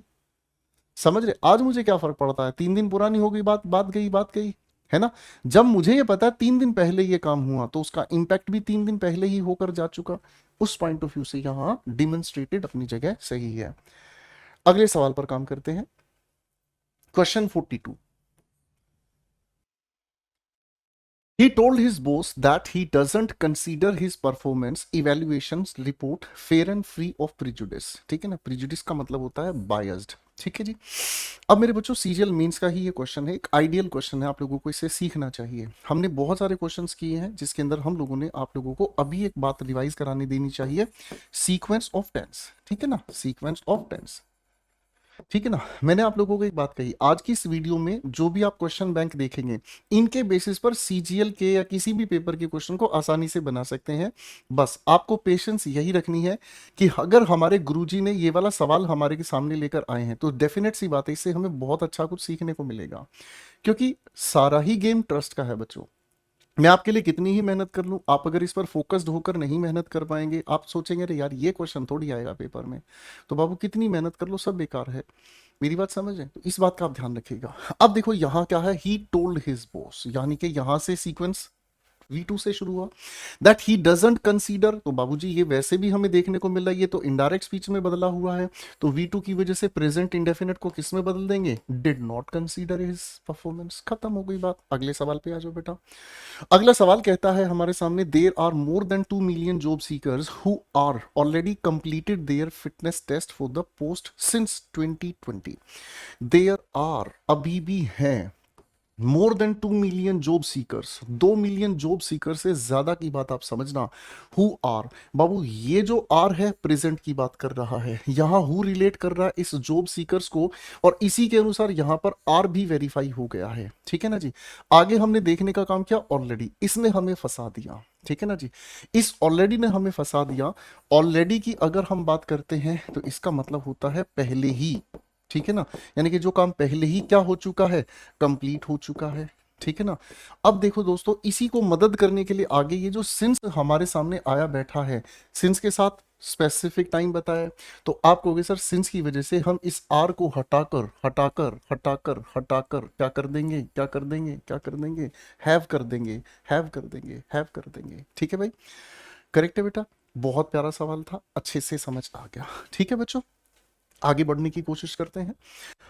One of the students is always late to the class. He has been warned by the teacher many times, but still he keeps on being late.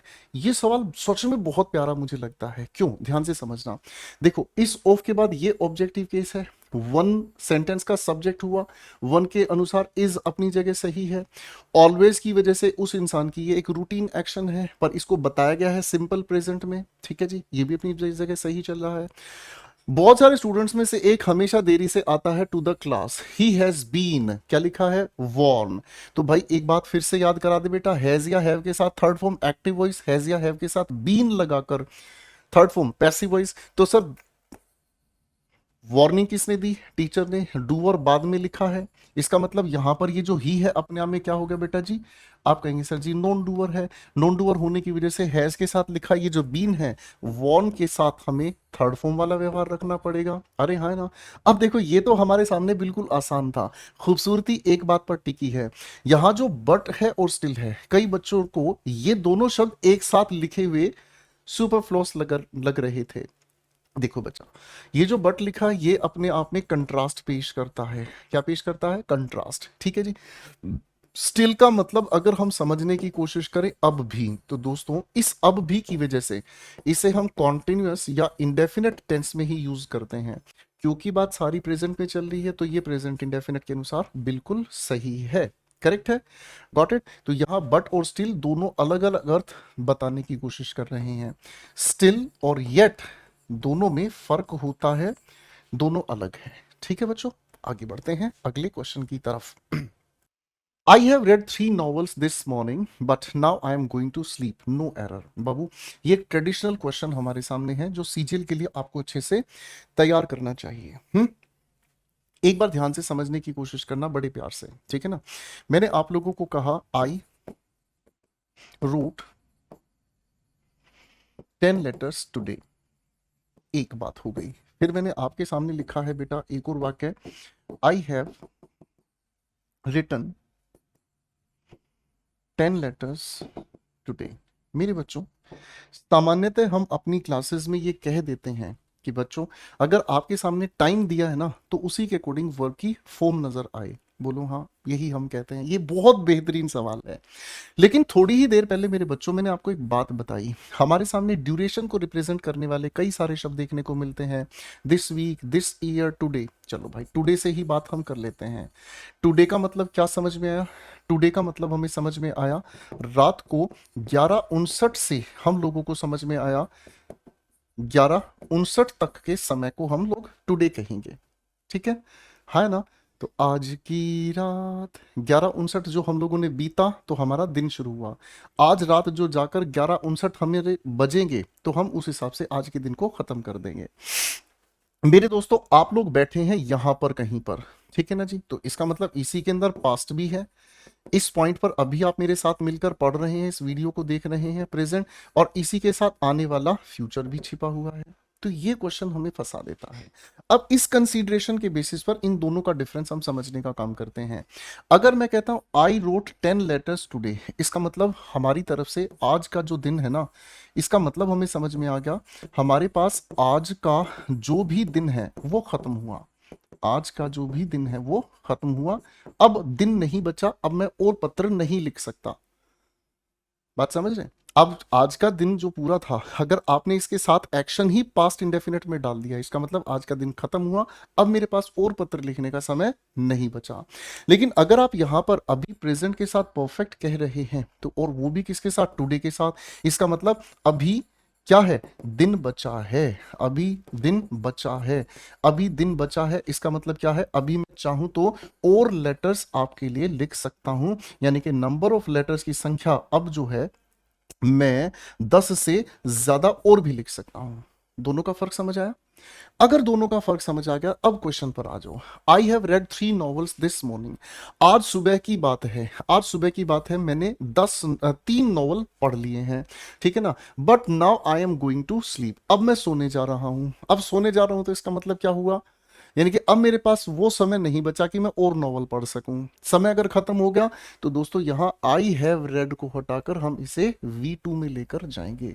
बहुत बेहतरीन सवाल है, पेपर में ऐसे क्वेश्चंस आप लोगों को फंसाए जाएंगे। बाबू आप लोगों को जो भी क्लास में मैं दूंगा बीच बीच में आप लोगों के लिए बहुत सारे ऐसे क्वेश्चंस आपको देखने को मिलेंगे जिनमें हम ट्रेडिशनल क्वेश्चंस पर आपका लेवल ऑफ अंडरस्टैंडिंग उठाएंगे, करेक्ट है। ओके, इस सवाल में आप ये भी अच्छे तरीके से समझ सकते हैं। इसने कहा है I read 3 novels this morning, आज सुबह मैंने 3 नॉवेल्स पढ़े थे, लेकिन अब मैं सोने जा रहा हूं। इसका मतलब अब दिन की बात खत्म हो गई, थक गया हूं, मेरी तरफ से दिन की ये जो एक्टिविटी खत्म हो गई, यानी कि अब दिस मॉर्निंग मेरे पास नहीं बची, जिसकी वजह से मैं आगे काम कंटिन्यू नहीं करूंगा। इसीलिए बेटा इसे V2 में हम लेकर गए। अगले क्वेश्चन पर काम करते हैं। Neha had been working in the PMR firm, किसी पीएमआर फर्म में वह काम कर रही है for 3 years, but now she works as a teacher at the JP university. बहुत अच्छा सवाल है, बड़े प्यार से सवाल को ध्यान से पहले पढ़कर देखें। मेरे बच्चों, जब आप इस सवाल को ध्यान से समझने की कोशिश करेंगे तो हमें ये समझ में आता है क्या। देखो, अभी वह इंसान क्या कर रही है। देखो, जो नॉर्मली हम लोगों ने क्या पढ़ा है, नाउ अपने आप में एक लाइव एक्शन को बताने का काम कर रहा है। लेकिन बच्चों, लाइव एक्शन हमेशा अपने आप में एक टेम्परेरी एक्शन होता है। एक टेम्परेरी एक्शन होता है, यानी कि जो थोड़े समय तक हो रहा है उसके बाद खत्म हो जाएगा। लेकिन इस नाव के साथ हम कभी कभी किसी इंसान के रूटीन एक्शन को भी तो बता सकते हैं। जब रूटीन एक्शन को हम बताते हैं तो आप कहेंगे सर फिर काहे परेशान कर रहे हो हमका। तो हम तुमका परेशान नहीं कर रहा है भाई, ई प्रेजेंट इंडेफिनिट में ही तो ठीक है। अब वह क्या करती है, आप कहेंगे वह एक टीचर की तरह काम कर रही है। किस चीज में, जेपी यूनिवर्सिटी में। यानी कि ये उस इंसान का क्या टेम्परेरी एक्शन नहीं है, ये उस इंसान का रूटीन एक्शन है, ये अब उस इंसान का अपने आप में परमानेंट एक्शन है। और रूटीन या परमानेंट एक्शन को बताने के लिए हम लोग प्रेजेंट इंडेफिनिट का सहारा लेते हैं। अपनी जगह बिल्कुल सही है। अब दोस्तों, प्रेजेंट से हम इसको रिलेट करने का काम करेंगे। Neha has been working. अब आपको कहोगे कि सर ये बात कैसे संभव है, ये बात कैसे संभव है कि वो इंसान अभी भी काम कर रहा है ना, और वो इंसान टीचर का भी काम कर रहा है। तो सर जी ये तो अपनी जगह गलत है। 4 के साथ 3 years लिखा हुआ है, बिल्कुल सही है, लेकिन उस इंसान ने ये काम करके तो छोड़ दिया। ये काम तो उस इंसान ने करके छोड़ दिया है कि नहीं। तो ये काम करके उस इंसान ने छोड़ दिया, तो बाबूजी से परफेक्ट कॉन्टिन्यूस में ना ले जाकर हम इसको ठीक कैसे लिखने की कोशिश करेंगे। हम कहेंगे नेहा हैड वर्कड। नेहा ने काम किया था पीएमआर फर्म में 3 वर्ष तक। ठीक है जी, कर चुकी थी, हट गई वो बात। ठीक है, हमें नहीं पता उसका प्रेजेंट से रिलेशन क्या कहेंगे हम, लेकिन अब की बात हम ये जानते हैं कि इस समय वो जेपी यूनिवर्सिटी में काम कर रही है। तो इस नाउ के साथ हैबिट रूटीन एक्शन को परमानेंट मानकर प्रेजेंट इंडेफिनिट में बिल्कुल सही बताया गया है। बस ये एक्शन पास्ट के किसी टाइम पर अपने आप में पूरा हो चुका। ठीक है जी, जिसका प्रेजेंट से लेना देना अब नहीं है, इसीलिए हम इसे पास्ट परफेक्ट की तरफ लेकर जाएंगे। बहुत बेहतरीन सवाल है बाबू। ये हमारा ट्रेडिशनल पीवाईक्यू है। मेंस के लिए अगर अच्छे लेवल पर फाइट करना है तो ऐसे क्वेश्चंस पर आपको काम जरूर कर लेना चाहिए। चलिए बच्चों, अगले क्वेश्चन पर बढ़ते हैं।